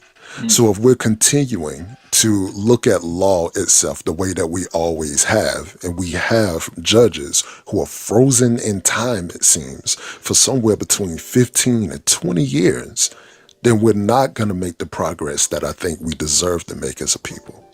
yeah, yeah. No, listen, I think that I'm a huge advocate for term limits, and not just Supreme Court justices, but specifically senators. I think that's Yes. super, super important. Yeah, but like I love the idea, and I think that it's something that's healthy, right? And even more so, like to your point, I think the best thing that you called out was cognitive decline, and not saying the thing that I hated so much was people talking about, oh, Joe Biden has dementia. Like you're not a professional. You can't diagnose him. You haven't seen his medical records. But one thing that you Right. can say is that as we all get older, we lose a step, right? We get a little less sharp. And to your point, it allows people to not hold on to power when they shouldn't actually have that power, because either they're not making those decisions anymore, or they're not able to make those decisions like they would have, in the past. So I think that's actually an amazing point, and that's something I would love to see someone champion. The last thing I say about it is this: it also prevents strategic retirements. Basically, Yep, where a justice will sometimes time their retirement specifically to allow a president their preferred party appoint their successor. Term yep, limits, I think, would end this practice by creating these sort of fixed terms and scheduled transitions. yeah, yeah. You know what? I completely agree. And the one thing that I've been waiting for to see is if that's going to be something that happens. Like I thought Clarence Thomas was going to be the one that actually said, "All right, I'm out," but now I'm kind of hesitating. Like that's a thing. I feel like somebody's going to do it within this 4-year run, which is gonna suck. Yeah, I believe that. I Yeah. believe that. As a matter of fact, in just a weird sort of upside down world, I could see possibly the next president not being Republican, and that be the time that Clarence Thomas feels like, you know what, I'm gonna go ahead and get on up out of here. Mm, And then trying to sort of reframe the end of what people thought him to be, to yeah. say, well, I wasn't completely, bananas in the Hey, mind. hey, So, hey, DJ Easy, fuck Clarence Thomas. I'm sorry. yo, There's no way. There's what a no way. super fu. That's why I said in this weird sort of upside down world that would happen. There's nothing that him or Mitch McConnell could ever do anyway. All right. So, guys, that was fun. That was fun. That was fun. Stress testing everybody. I hope everyone actually got something from that. I think, and just to understand the reason why I wanted to do that, not only is because I want to put emphasis on a couple of different things. One, we have to do something. We can't just talk about those things. We have to actually do those things. And so if you're not thinking about how you can actually make the things that you want happen, then there's no reason to even talk about it. So I love the fact that you guys are willing to talk about it. But two, I love the fact that all of you were willing to actually stand up and defend your position, because if you can't defend your position, then how can you actually convey your position to anyone else? And if it's not important enough for you to actually convey it, then why should it be important for anyone else to get on your side and actually go with you? So, guys, thank you, thank you, thank you for doing that with me. I really appreciate it. And I hope that you all on the panel actually enjoyed that as much as I did. With that being said, guys, massive W's in the chat for Kiki. Kiki sent $22 to the nightly donation goal. Kiki said, clearing up the goal. I think Kiki, I think he thought it was 22 left. We were only 22 up. Now we got 44. We still got $206 left in the nightly donation goal. But thank you so much for the $22. Guys, Cash App, PayPal, Venmo, all the pay links are in the link tree in the bio. Santana Speaks 24. Santana Speaks 24 is the best way to support the live. If you enjoyed the information, education, entertainment, please, please, please consider donating. Everything is accepted. Anything is. Kiki, I love you so much. You are so amazing. It's all good. Kiki, thank you. Thank you. You're awesome. Also over on YouTube, if you want to support, you can definitely actually send a YouTube super chat. All right, guys, let's open up the panel. And Harold, I'm going to start with you. Harold, I know you've been around all week. I would love to hear your thoughts on one, the current status of the left, and two, like, do we have an opportunity to actually unite it? Because it's such a diverse party. And it seems like we really don't have an overall direction. So, like, Harold, what can we do?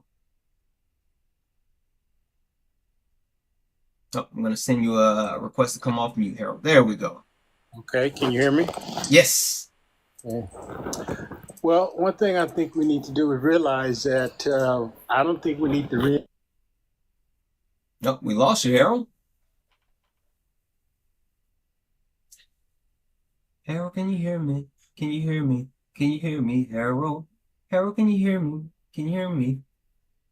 Did we lose you, Harold? Harold, did we lose you? All right, there we go. You're back. Okay, I'm sorry. I was speaking to the fact that I don't think we need to reinvent the wheel. Mm-hmm. Would it be it not for voter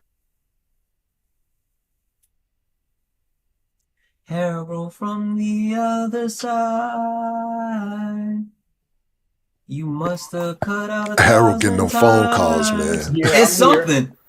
I'm You keep here. cutting out, Harold. I'm You here. keep Can you hear cutting me? out. We can hear you now. Okay, sorry about that. You're good.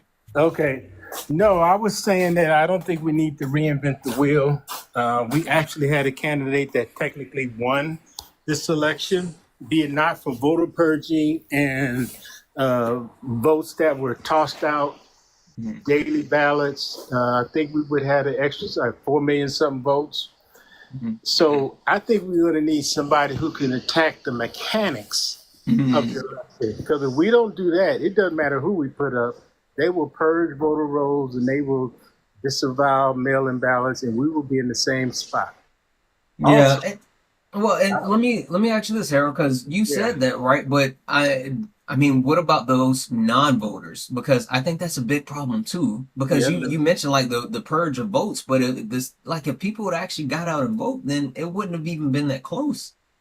Well, if they hadn't purged the voter rolls, it wouldn't have been that close. It would have been some 4 million extra votes that she had. But also, somebody is going to have to be the one to re-engage Black women. Because last I checked, they have not re-engaged in this whole political process. If you see these protests that are going around the country, the one group that is missing is Black women. We have to find somebody who's going to be able to re-engage them. And I think it was a person who just was defeated technically in this last election. They are the most educated group in this country. They are the most forward thinking. And if they don't re-engage in this election, it doesn't matter who we put up there. Hold on, Harold. Yes, sir. Gucci, Jordan. I feel like you two have been really engaged this week. What do you think? Yeah, no, I mean, we are engaged. We're just not on the streets. Yeah, I think there's a reason why Black women are taking a back seat because, I mean, we've been at the forefront for generations. And again, this election, we did our job. We got 92%. Like, we did our job, and it still, at the end of the day, wasn't enough. And people still allowed their racism, sexism, their bigotry to decide their vote. It all boils down to that, whether they want to claim it was about the economy or this, that, and the third. It all boils down to they just didn't want a Black woman to be leading. And I'll take that to the bank. So, yeah, we're engaged. We're just not in the front. Unless somebody addresses that, it doesn't matter who we put up. because that vote is the key voting block of the quote unquote Democratic base. Yeah. And No, if the listen. mechanics of the election don't get addressed, where votes are not purged and stolen and disavowed, it doesn't matter who they put up. So it has to be a two-pronged fight. Somebody who's going to attack that, and somebody who can get black women to re-engage. Because I don't see it happening with the current status quo. And we would rather I think most black women would rather lose another election than to re-engage with some bullshit. Ooh, Harold, What? language. I mean, even with Also, our hold on 1 second, Jordan, because I got to. Harold, have you talked to the black women about it, or is this your speculation? Like, have you actually engaged with the black women and specifically said, Man, I've "Hey, been in absolutely the day after the okay, election. I was on TikTok talking to a lot of various black women, and the anger was palpable. I okay, haven't seen a re-engagement yet. That's my point. okay"? What were you saying, They Jordan? still Oh, sitting. what were you saying, Jordan?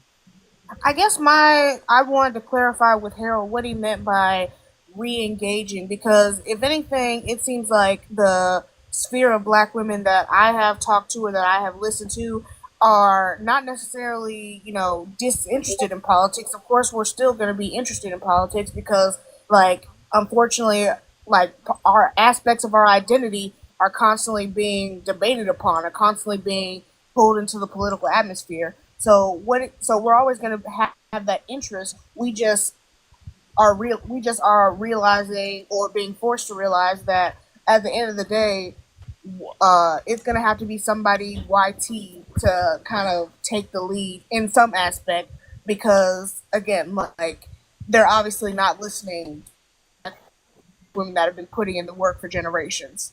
They Yeah, are only going to listen to someone who looks more like them. So, yeah. Harold, can you clarify what you mean by like re-engaging black women? Hmm. I I think the very fact that most black women have disengaged, the fact that they are being aware of what's happening politically.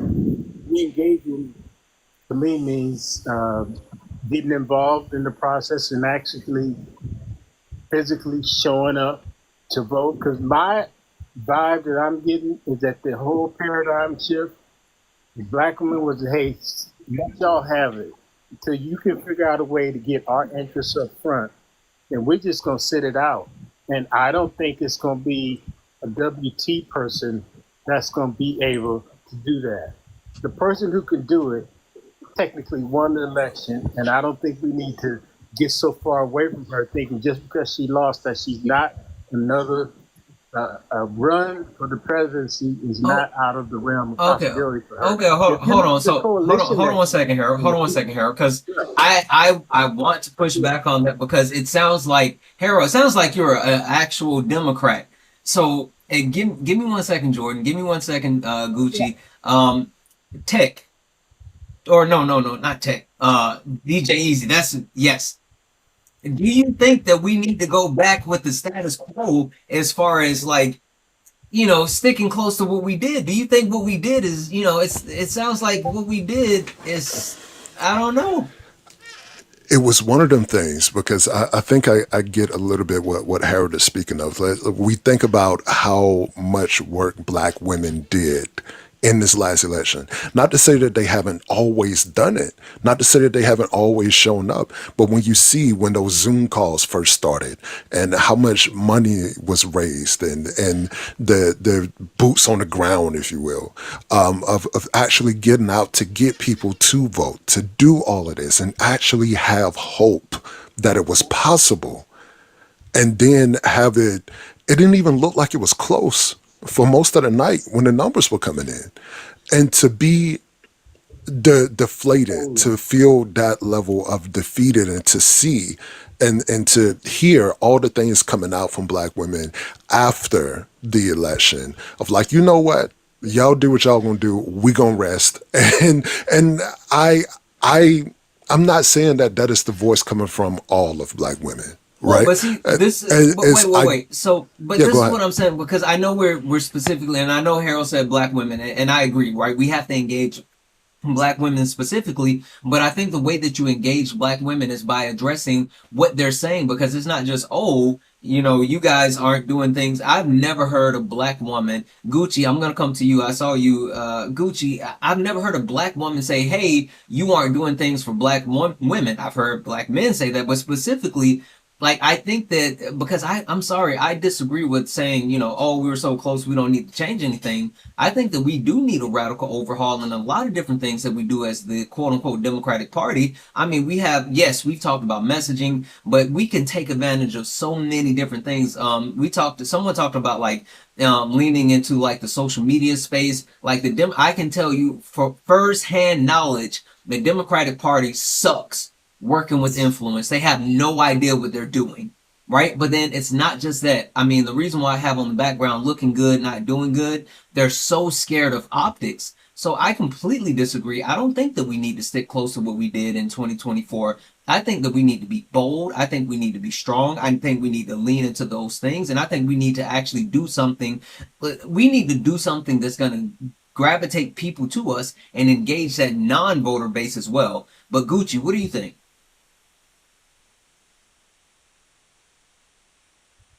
Gucci, you're on mute. There you go. Yeah. Okay. I just think it's hilarious that black women have always shown up, always. And then the one time they say they want to take a break, people are losing their minds. Mm-hmm. Like you can't win an election without black women. No, But they can't. like you, and then you want it feels like they're trying to blame black women for where we are now. And so if that's not your point, I need you to clarify, because you keep saying re-engage. We're still engaged. Right, and Still paying like attention. I know Harold's gonna answer that, but I really want to get your thoughts as well though, because the point that he was trying to make, and yes, he was saying re-engage black women, but he was saying that we're not far off and we need to focus on what we're doing. Like, do you think that's true? Because again, I don't, like, I think there's more to that than just saying, oh, we get the black women back and we focus on this small thing and we're fine. Yeah, no. Again, we've always shown up. So the fact that she didn't win has nothing to do with whether we showed up or not. I don't know. So like getting us re-engaged per se in the movement doesn't necessarily guarantee that if we do the same thing that we did, that we're going to win. Right. All right. Let's do this. Let's keep it moving around. Rhea, what do you think? Right? I mean, like, and I really want to hyperfixate on this message, because I think that, and you're a young lady, right? I mean, do you think that there needs to be a change in overall the way that the left goes about trying to win elections, or do you think that, to Harold's point, we're close and we just need to fix the things around the margin? 100%. I think the reason we haven't been winning these past few elections, or why we've been losing midterms and currently all branches are no longer liberal but more conservative, is because we're not appealing to the right base. We are, I think, we're such in a polarized state in our country where we need to appeal and get closer to the middle. I honestly think we're getting too far left, which I know is a different stance than what others think, but we can't get more people by going too left. The only way you can win elections is by going more towards the middle. That's the You only are way. absolutely incorrect. I'm sorry. Oh, hello. Absolutely Yeah, incorrect. that's why I raised You my are hand. you are 100% wrong. Not even We're close. not appealing That's to why I Not raised even my close. hand. Not even close. Sorry. You are absolutely wrong. No, There's I'm no not. no What? no That's you're that's a hot absolutely take wrong. tonight. That's We a are hot not take left tonight. enough. There's no, at the very top, the point says not left enough. Listen, the simple fact of the matter is Kamala Harris did that. She did that. That's why Liz Cheney was out on the trail with her. That's why Adam Right. Kissinger was actually voting for her. Like, she leaned into the left, and the left didn't budge because the left doesn't want a Democrat, because those quote unquote center people, it wasn't about that. There's no way, absolutely not. The people that she missed out on are the people that wanted her to say free Palestine until it's backwards. The people that she missed out on were the people that wanted to hear we want universal health care. The people that she missed out on is the people that wanted to say, yes, I want pew pew reform. And I've Not said that before. necessarily. I mean, That's we absolutely lost a huge base of the Latinos, and in the vote, we lost. How many votes did Joe Biden get? How many Huh? votes did Joe Biden get? Dude, I don't look at that right now. How many votes did Joe Biden get? I was like 14. How many votes did Joe Biden get? Not sure. 81 million. How many votes did Kamala Harris get? Like 60, around 60. No, 70, 76, 70, 76. 76. There was a drop off of 5 million votes, and that's because the Biden-Harris administration, people associated, holy smokes, people associated Kamala Harris with Joe Biden and his policies and the things that he did or did not do, and they actually said, we don't like that you're not actually being a progressive. Joe Biden is center left at best, and they didn't like that. I beg to differ. I think a lot more conservatives or independents would have voted for Kamala Harris if she had not said, I wouldn't change a thing. I think that interview was really what lost her a lot of the base that she could have flipped. Right, and she wouldn't change a thing. I mean, I've seen so many people talking to voters, but I've been seeing so many people talk to more conservative, more independent voters, and one of the main reasons they said they voted for Trump over Harris is because they associated her with Biden's policies. And that I hear you. How many? They wanted her. Hold on. Quick question. Quick question, Rhea. How many votes did Donald Trump get? Why are you asking me this? I don't know. Because it's a very important question. How many votes did Donald Trump get? I'm just a girl who's 18, Santana. I hear you, but listen, Donald Trump basically got the same amount of votes that he got in 2020. A couple of million more. Donald Trump didn't actually turn out his base more. It wasn't about, Donald Trump, people switching from Kamala Harris to Donald Trump, because even if you talk about I think it was about 2 million that he added, he went from like 76 to 78, about the 2 million that he added, but there was still 5 million lost on the actual Democratic side. There's still 3 million that didn't vote. It's not about Donald Trump. It's about what the left didn't do. They didn't engage. You know how many people were single issue voters who said, I will not vote for Kamala Harris, literally in Dearborn, Michigan, saying, I will not vote for Kamala Harris because we want Palestine to be free? Like, literally. Well, it was a thing. Them. Listen, I'm not debating the optics. I'm debating the... And I understand that, but Hold on one second. Hold on one second, Rhea. Gucci, you were about to say something, Harold. I want to hear from you as well. Yeah, no, I was gonna just push back on the idea that we need to be focused on the conservative vote. Like, we don't need their vote. Not necessarily the conservative vote. I mean, so we don't need to move more middle to meet where they're at. We need to move more left because, like Santana, yes, that's the people who were neglected during this election. How do you think we're gonna unite the country and be less polarized if we're going on our opposite sides and not? Who do you think is going to unite the country? When's the last time the country's been united, Rita? Well, we were a lot more united. No. When was the last time we were actually under united? Obama? That's not true. That's not true. Before by united, I'm not saying we agreed on everything, but we were more respectful, we were more open, and we were more. Just wait. Just because we don't talk about the things, don't mean that we're actually those things. So just because people aren't openly being racist, eggs. Let the church say amen. If Put I some can say amens this, in the chat. if I can say this, if we're talking a bit more united, it was likely the 90s, but here's the reason why.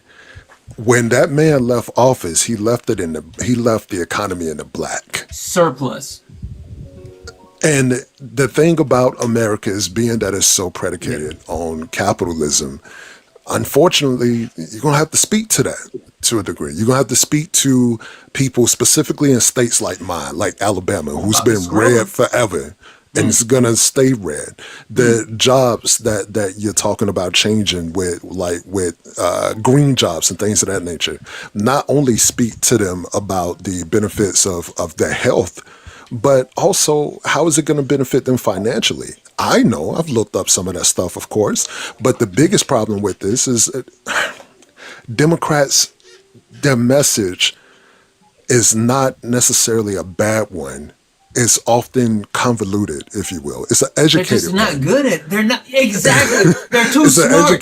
It's an educated one in a country where the literacy rate is now down around 50 some percent.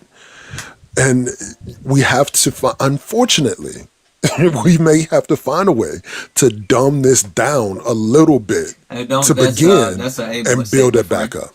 That's an ableist statement. We don't want to say that. Water it down a little bit. I take Yeah, that. I but have a My question apologies. for you, Water it yeah, down. Mr. no. Absolutely. Santana. Yeah, hold on. I'm gonna come to you here. I gotta call this out real I quick, have a guys. question for you, Mr. Santana. Okay, 1 second, guys. A million crazy W's in the chat for Barbara, who sent $100 donation towards the nightly donation goal. Holy smokes! Amen. Barbara said Bit for W. being cool. Barbara, you are absolutely freaking amazing. Thank you so much, Barbara. Guys, a million W's in the chat for Barbara. That means we're only $106 away from closing out our nightly donation goal. We got 340 people hanging out here. We can close it out. If 106 people send $1, boom, we're done. Cash App, PayPal, Venmo, all the pay links in the link tree in the bio. Santana Speaks 24, best way to support the live. Harold, floor's yours. Well, y'all, I will say just one thing. Hold on Barbara one the second. Hold on one MVP. second. Hold on one second, Rhea. Hold on one Question, second, right Rhea quick. and Jay. Yep, go ahead, Harold. If Kamala Harris had won this election, would we be having this discussion? Yes. Yes. But you know why? How is This that? the status quo isn't The good whole enough. dynamic would have changed had she won. And pardon me, the whole conversation would not be happening. If she had won, our whole mindset would be different. That's not true. And all I'm saying is the reason she didn't win is because the election was stolen. That's Those not true millions either. of votes that you cited as the different. Okay, well, I would beg to differ with that. I So hear you're you, saying Harold. that if Kamala Harris had won the election, this conversation Yes. would still be going on. Yes, and again, the reason being is because people want change. What would be our discussion? The discussion would be the fact that Kamala Harris actually just held off Donald Trump. Like that would have been the victory because more people, the reason why Donald Trump won is because people wanted actual change. And then Kamala Harris actually winning would have been a return to the current status quo. That's something that hurt her. People looked at her as Joe Biden and they didn't want another term of Joe Biden. Now, Joe Biden had monumental legislation, but they still wanted change. A lot of people voted for Donald Trump because they said he's a change agent, which is not a good thing, but people didn't want more of Joe Biden. Well, I beg to differ that if she had won this conversation, we would be sending around the policies and things she wanted to implement that would have taken this country in a whole nother direction. Based upon the economic situation in this country, the purging of the government, our mindset is in a different space. Had she won, I don't think our mindset would be where it is now. And had it not been stolen from her, she would have won. Period. Harold, you That's know just why? my opinion. I'm sorry, Santana. Do you mind if I respond? Yeah, go ahead. Harold, you know why I say we would be having the same conversation? Because Donald Trump is not the cause of the problem. He is just he's basically just a symptom of it. So we would have still been in a position where we would have had somebody like him running on, fear mongering and, racism towards immigrants, racism towards African Americans, racism toward anyone who's not a cis hetero white man. So Donald Trump he may be, obviously the person that the party was rallying behind, but he is not the problem. It doesn't just end with him. And so that's why we still would have been having this conversation. We would have been pushing, and that's why Kamala would have been a better president, in my opinion. She would have been more, we probably would have had an easier time convincing her to go more left than, convincing Donald Trump to just have sense. Like, that's obviously not happening. But And people would have Well, that's I why I still. think we submit would still that be having Donald this Trump would conversation. be a character in the background. Had Kamala won, Donald Trump would be a character in the background, still stirring up trouble. But I believe that with her agenda, the things she had proposed, we would be more leaning toward how's it going to work and supporting that than having these discussions about I why actually things disagree are with so that. askew. So That's basically, just Hold, me. No, hold on, hold on, guys. 1 second, real quick. Let me just shout these out. W's in the chat for Amber. Amber sent a $10 donation saying, "Love you, Santana. I love you way more." Thank you so much. Thank you, thank you, thank you. Also, W's in the chat for Jess, who sent a $6 donation saying, "My comments keep getting filtered. I don't know what words you're using. Try switching up the words, or try putting like maybe some, like asterisks or something inside the words, but it might be like he filtered words that the TikTok don't like. So whatever words you're trying to use is not going to let you use those words." But W's in the chat for both of them. Guys, we only have $90 left to close out our nightly donation goal. I know we can hit that. We're even in overtime right now. And normally I would say we got to go, but this conversation got way too good, way too late. So I'm going to hang out a little bit longer, but I know we can close out our nightly donation goal. Cash App, PayPal, Venmo, all the pay links are in the link tree in bio. Santana Speaks 24, best way to support the live. Listen, okay, I know everybody has something to say, but I haven't heard Tech chime in on this at all yet.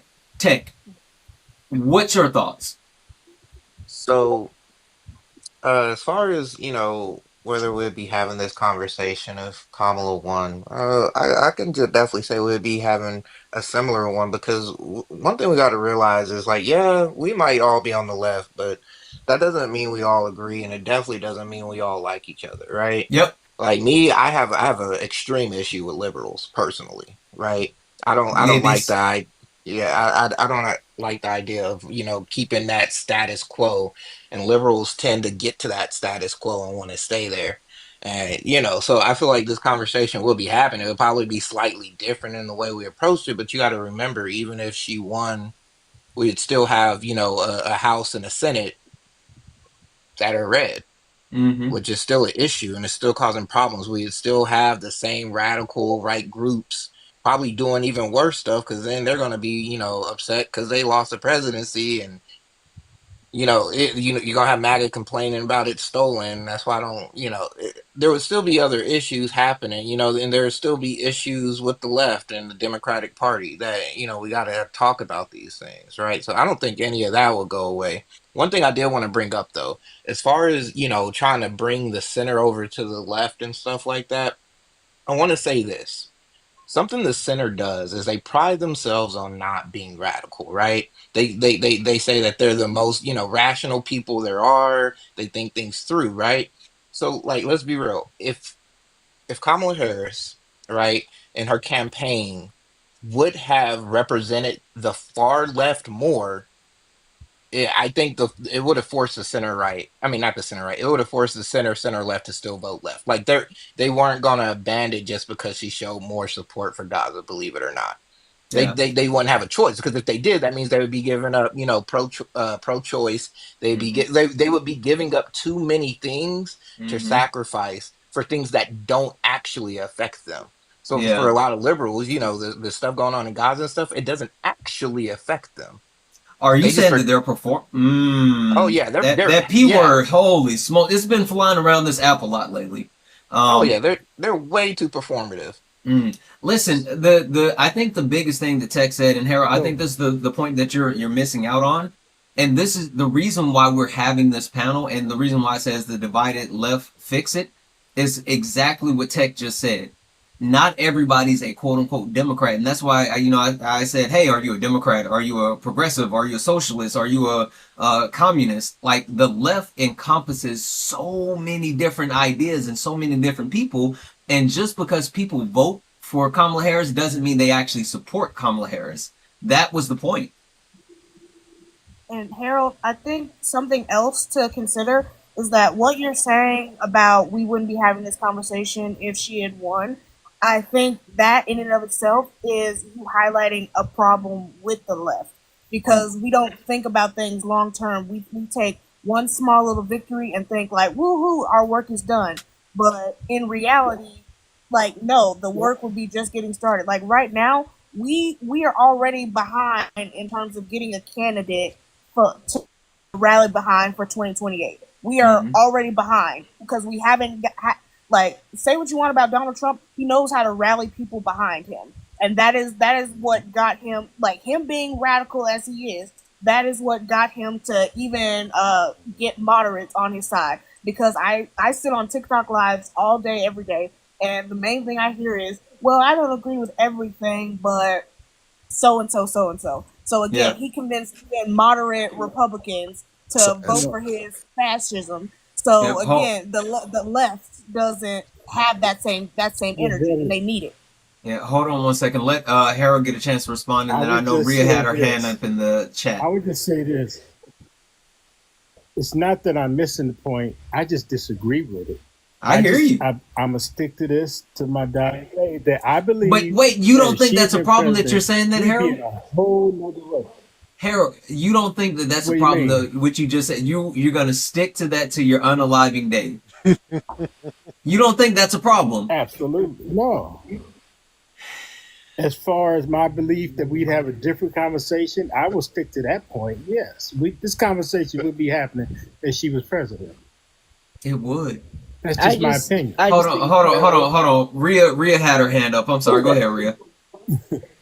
It's just a disagreement. I don't think it's a right or wrong. It's just a difference of opinion. Everybody I has a know. filter through which they see things. My filter is happened to be set that if she had won, I believe that her presidency would have been transcendent. She'd been the first woman, definitely first black woman, and I think that would have propelled a whole different conversation in society with the policies that she was going to implement.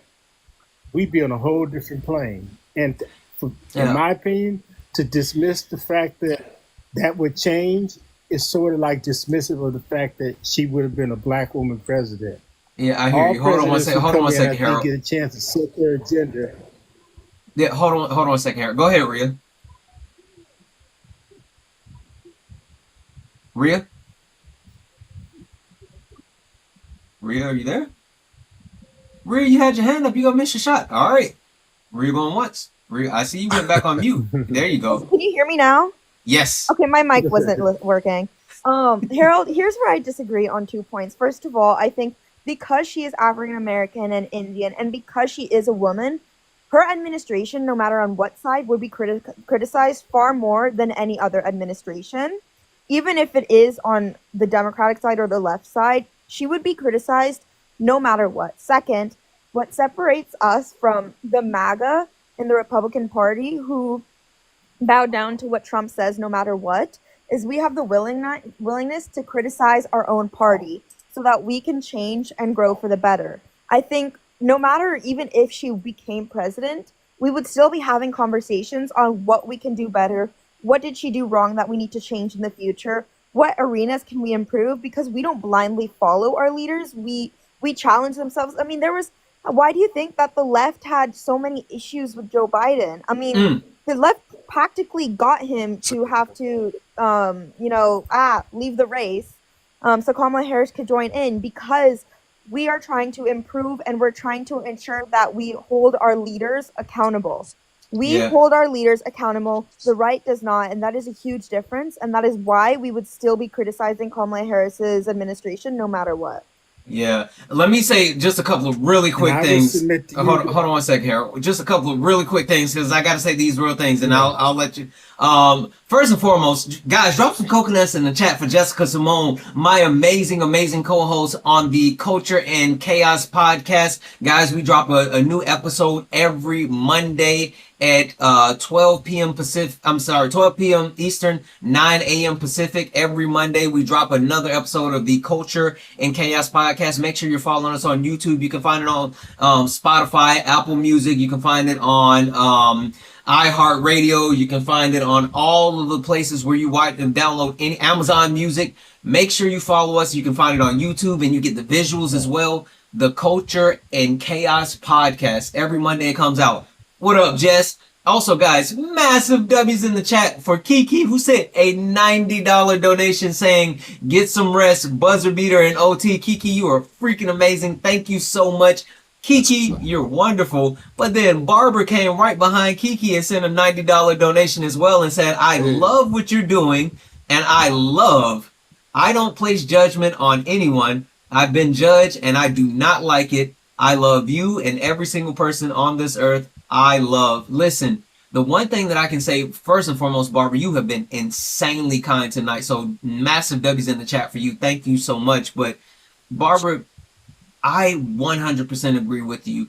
And the thing that I've been having a problem with watching on this app for like the last couple of weeks, it seems like people are digging in on like hate, and it's the most like it turns my stomach, and especially when it comes to like the communities that we're supposed to be building, it doesn't seem like people are loving each other, and I have a problem with that. And so for you sitting here, first and foremost, I love you way more than you love me, Barbara. But for you to actually deliver that message, I promise you, you and I are in the same place, and I absolutely mean it. So thank you from the bottom of my heart, Barbara. You are absolutely too kind. With that being said, Harold, you about to say something. DJ Easy, you were about to say something. And then guys, we gotta wrap it up soon because this conversation is getting good, but we're in overtime for sure. Harold yeah, first. I'll say this and then I'll disappear and let you get ready to have a good night. I don't think she would have crumbled under the criticism, just like Barack Obama didn't when he became the first black president. I just happen to believe that had she became president, we'd be in a whole different space in this country. I will always believe that. She would have been criticized, she would have been Mm-hmm. attacked, but Mm-hmm. I just believe her strength of character would have stood her up and changed this country around, period. That's just my opinion. Yeah, no, and so Harold, I want to make sure you understand. Like, I don't disagree with you about Kamala Harris, right? I'm Right. not No, downing I Kamala understand what you're Harris. saying. Neither am I. But yeah, I think that, but this country, like, I think that we want something different. And so just because we were willing to embrace Kamala Harris doesn't mean that we're not still standing up saying we want universal health care. We want free college tuition. We want to be able to garden legally Oh, worldwide. absolutely. I mean, countrywide. Like, there's a lot of things that people still want. And the thing that I can't remember who said this, but at the very least, if we would have gotten Kamala Harris, we wouldn't have been going backwards. That's what we know But for sure. that is my point, and that is Yeah. why I say the whole country and the whole conversation would have been different. And those things that you just talked about, that is probably what we'd be talking about. That's what I'm saying. But that's what we we'd be said, talking Harold. about. Yeah, Harold, that's what we've been that's what saying we the whole just said. That's what I time. was saying. Okay, We're all well, agreeing. We're all no, actually agreeing with each So other. there we go. that's what I Harold, that was was my saying. whole That's Beautiful. why I said spiel. fix the left. We No, can't that's what even I say the was same saying. thing I together. like that. That's what I was saying. Had she been president, that's what would be happening, and this conversation wouldn't be happening. Yeah. We'd be Okay. talking about those other things. That was my whole point. Harold, that's what Had I she was been saying. That was my whole no, had she been spiel. president, we wouldn't be having this conversation. Well, my whole spiel was worthless. Yeah, So No, we all be well, saying the maybe same thing the whole maybe I was time. talking about certain parts of the conversation. yeah. I thought you meant like having conversation, just like period, point blank. Yeah, I Oh about no, like no, no, no, no, yeah. not that. The Oh yeah, comment no, there we was all certain. actually agree with each other. Jesus Christ, guys. Oh, Oh my absolutely. god. Oh my That's god. all I was saying, Harold. Yeah. Can I say To one last that thing point, real quick? Yeah, yeah, I go agree ahead. with. Go Uh, ahead, Tech. Last thing I want to say real quick is one thing I just think everybody needs to keep this in mind. Hmm. And I think this, in my opinion, is the main reason that the right did win the election this time. Hmm. The right was able to weaponize hate in a Oh yeah, way that we on the left could not weaponize love. Because exactly. for some of us on the left, that would mean that we would have to love regardless of the hate. And some of us take that as loving hate because, like, you have people on the left, they're like, hey, we got to come together with the right, we got to Right. work with them. And some of us on the left recognize what the right is doing is pure hatred, and there's Yep, no way we could put love toward that. yep, And then there's yep, some people on the left that can have that ability to love them regardless of the hate. That means that we're automatically split on our strongest weapon against the right. yep, yep. And I You're would submit absolutely right. again that the election was stolen. The right is not that great. Okay, the Had the I election election was not not like been stolen, stolen, wait, Harold. it wasn't stolen in a sense, but two things can be true. Like Harold, I definitely agree that absolutely. I think that there were like the thing that the Republican Party has been doing at such a high clip is voter suppression. Like the way that like George Kemp down in Georgia has voter suppression, the way that Ron DeSantis in Florida has voter suppression down to a Even in it's not even Texas. science anymore, it's art. The way that they know how to actually suppress the vote in order for them to continue. Yep, Texas as well. Oh, So they just openly doing it. They're not hiding it. They're just yeah, openly it's doing it. that's what I'm saying. It's not even science, it's art. It's just like but that's what it is. But then also, again, if we engage the left, if we engage those things that people really want and those, things that people want to lean into, if we engage that, then we can actually I I hate Well, what Jimothy I used would to agree say. with that because there are more people who didn't vote than the difference Yeah, was in this election. yeah, I Absolutely. But hate that happens every I hate election. yeah, well, I hate Donald Trump used to always say too big to rig. But if we leaned into those things, we could make it literally too big to rig. Right. Absolutely. We could win the election by 15, 20 million votes. Yeah. Hey, let me read this off and then guys, we gotta call it. Guys, massive W's for Shin Godzilla who sent a $9.99 YouTube super chat that said I stand for humanity. And then Valid. he put flame emoji, Santana speaks, and then trolls week, hashtag PBD facts. W's Wait, in the what does chat for that Godzilla. mean? I have no idea. Godzilla, listen, the YouTube chat is a whole different world. Like, seriously, no. If you guys ever, I'm not even joking. If you guys, for the people that normally watch on TikTok, especially during sparring, go watch on YouTube at some point. They talk about like the wildest, weirdest thing. We were over here talking about like having a real debate. They were over in YouTube talking about steaks. Like I don't know what happens over in YouTube. It's I can't wild. touch that. That's why I stopped watching on YouTube. I was like, I can't do it. I can't Like what focus is? on I don't even know what they be talking about over on YouTube. All right, guys, we got to get out of here. It's late. Yeah, and My wife just said. I was just about to say the same thing, and just to, I want to say this first, Santana. Yeah, It's yeah, great to yeah, be back over here. yeah. Good to have you back. Hey, look, man, I've been out there. I just wanted to say this quickly, and I'm try to make it even quicker than I thought before. I would love to see for us as people on the left, if you will, play the long game a bit more. Play long-term strategy and patience. Conservatives, they play the long game well, from building think tanks like the Heritage Foundation. They reshape courts over decades. They invest in infrastructure, things like that, to build it up over time. Let us not forget Spiro Agnew, vice president for Nixon, said that one of the smartest, best things he ever did was divide America Yeah. to get what it is they want. Is even down to things like exploiting local politics, where conservatives have found a way to target school boards, city councils, state legislators, and because of that able to build these strongholds over time, that when the time comes for a Trump, it seems a bit easier than what they would have imagined 10, 15, 20 years ago. So I would encourage us to not get discouraged and just continue to fight, because even if the next election doesn't go the way that we need it to, we still need to continue this long haul fight so that we can get to what it is that we need to see. With that being said, good brother, again, it's always a pleasure, man. Y'all have a good one. Likewise. Thank you, Absolutely. Hey, just real quick, brother, before you go, piggybacking on what he said about the long game, in 30 years, WT people would not be the dominant population in this country.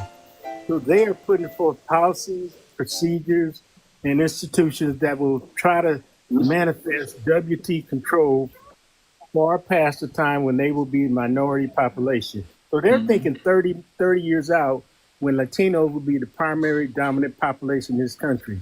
Everything they're doing now is setting up white minority rule in a country where they are the minority and not the majority. Hmm. Yeah, it's a super interesting thing, and it's something that I've talked about as well as like the Great Replacement theory. It's so Right. nonsensical to me because I believe that having diversity is like literally our strength. It's one of the Oh, best things. absolutely. But they don't So believe it. yeah, yeah. All right. Listen, I'm gonna drop you down, Harold. Thank you for coming and Good night, hanging out brother. with us. I appreciate you. Good night. Rhea, last words, really quick. What you got? All right. First of all, I swear I lean left, y'all. I think my Cap, my cap. I think my conservative Somebody school is send Rhea a cap. influencing me too much. Somebody send Rhea a cap. Stop. I think my conservative school is influencing me a bit too much. Hmm. So don't worry. I'm graduating in a few weeks, so I'll be able to. Not Rhea saying we need to get closer to the right. This is what my teachers are telling me, Santana. And you know what? Listen, Rhea. The next time one of your teachers tells you, that like we need to go get closer to the right, you know what you need to tell them? What? Why the fuck you lying? Why you always lying? Santana, my teachers Oh are my Christian. God. Stop fucking lying. Ain't no way. Santana, my teachers are Republicans and they're Christian. What do you want me to do? Yeah. Anyways, Yeah. I mean, as you know, I'm 18. Mhm. I'm getting into debating on TikTok, so any support, of course, I appreciate it. I'm Mhm. definitely gonna go live in my future, but I haven't been on one of your panels in a while, so Yeah. I definitely enjoyed that. And guys, I promise I'm a liberal. I promise I lean left. You sound like you've been hanging out in them conservative spaces too I much, but I have been. appreciate That's you. my life 24/7. Yeah. Yeah, we gotta free Yeah. you. But Yeah. anyway. Like Jess said, allegedly. All right, Rhea. Thank you. You have a good Thank night. you. I'm gonna go ahead and drop two, Santana. But I thank was you just for about to say having me. last words, real quick. What you got, Jordan? Oh yeah, I was Nothing. just gonna say, like I said earlier, like education is so important, and reaching out. Like I think Democrats 100% need to just lean into social media a lot more, Hmm. because of course we're seeing we're seeing times change, and yeah, while other videos might be cringe, like if they just keep consistently bringing them out, I'm telling you, it's like commercial jingles. It may annoy you, but you're never gonna forget it. So, yeah, those are the last things I had to say. But thank you for having me on the panel. I really appreciate it. Wait. Give us a jingle before you go. On the spot. Go. Yeah, boy. What? Hey, no. A jingle. Now. Come on, go. Oh, Come on. Right now. what? 877 cash No, out. you copy me. You can't copy me. Connection, match me with the right college for free. Nah, I don't know that one. That You sound can like some bootleg jingle. I don't know. education connection Jordan, jingle. Jordan, where you from? That The- sound I'm like from, a local bootleg jingle. I'm from Memphis, Tennessee. The Yeah, that's some old country education. stuff, Jordan. Don't nobody know that bootleg jingle you just tried to sell us. Oh, I am appalled. Anyway. Jordan, thank you for coming up. You have a good night. All right, thank you so much. Have a good night. Gucci, and then there was one. Yeah. What you got?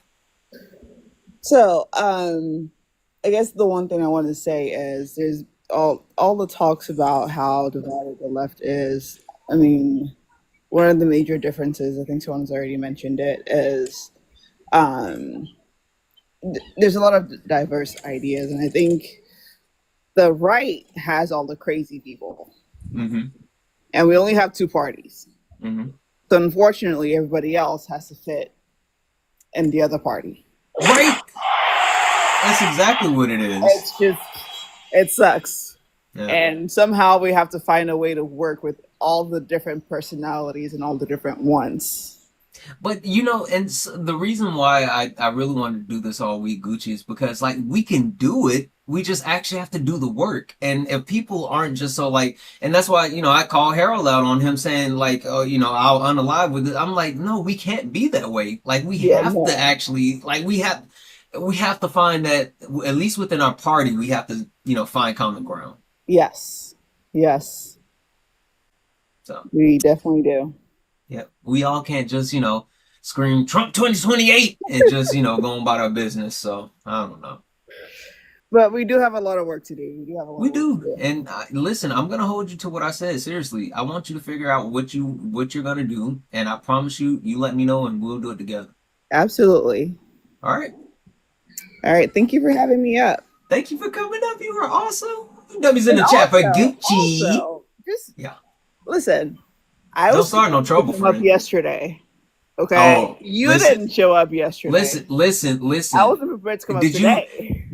did you see the live yesterday No, I with like didn't. oh you missed it was I'm mad I so missed freaking it. powerful. I'm mad I missed it.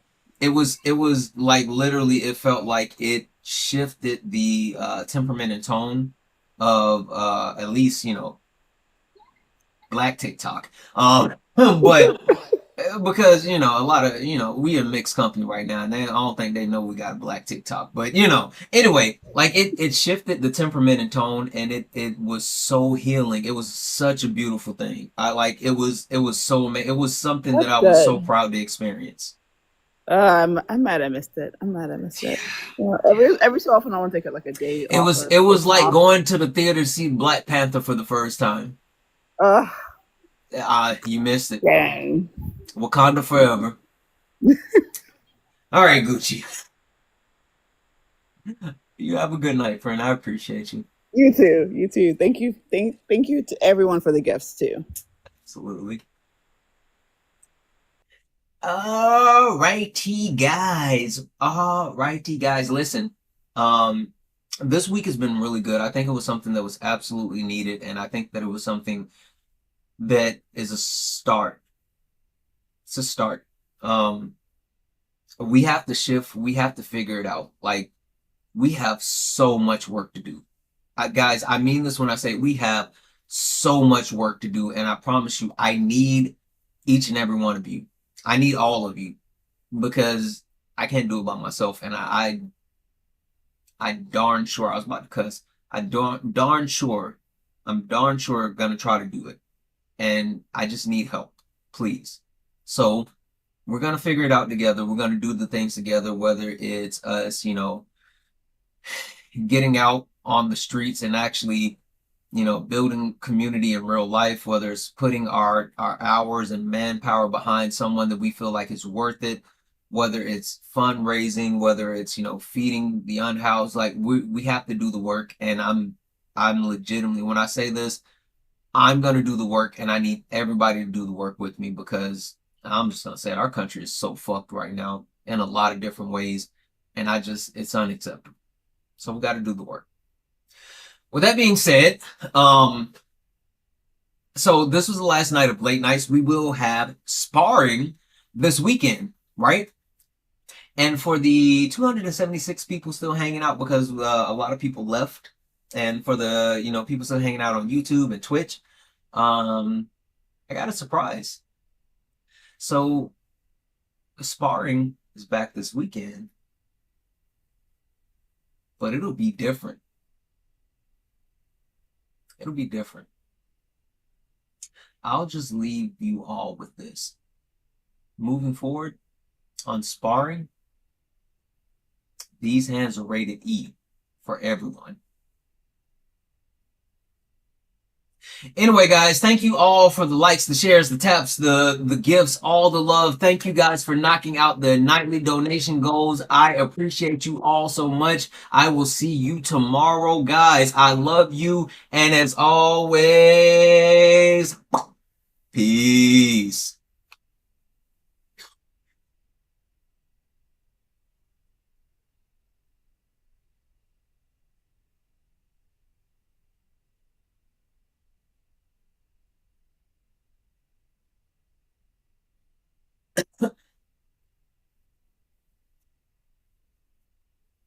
Did you cut it off?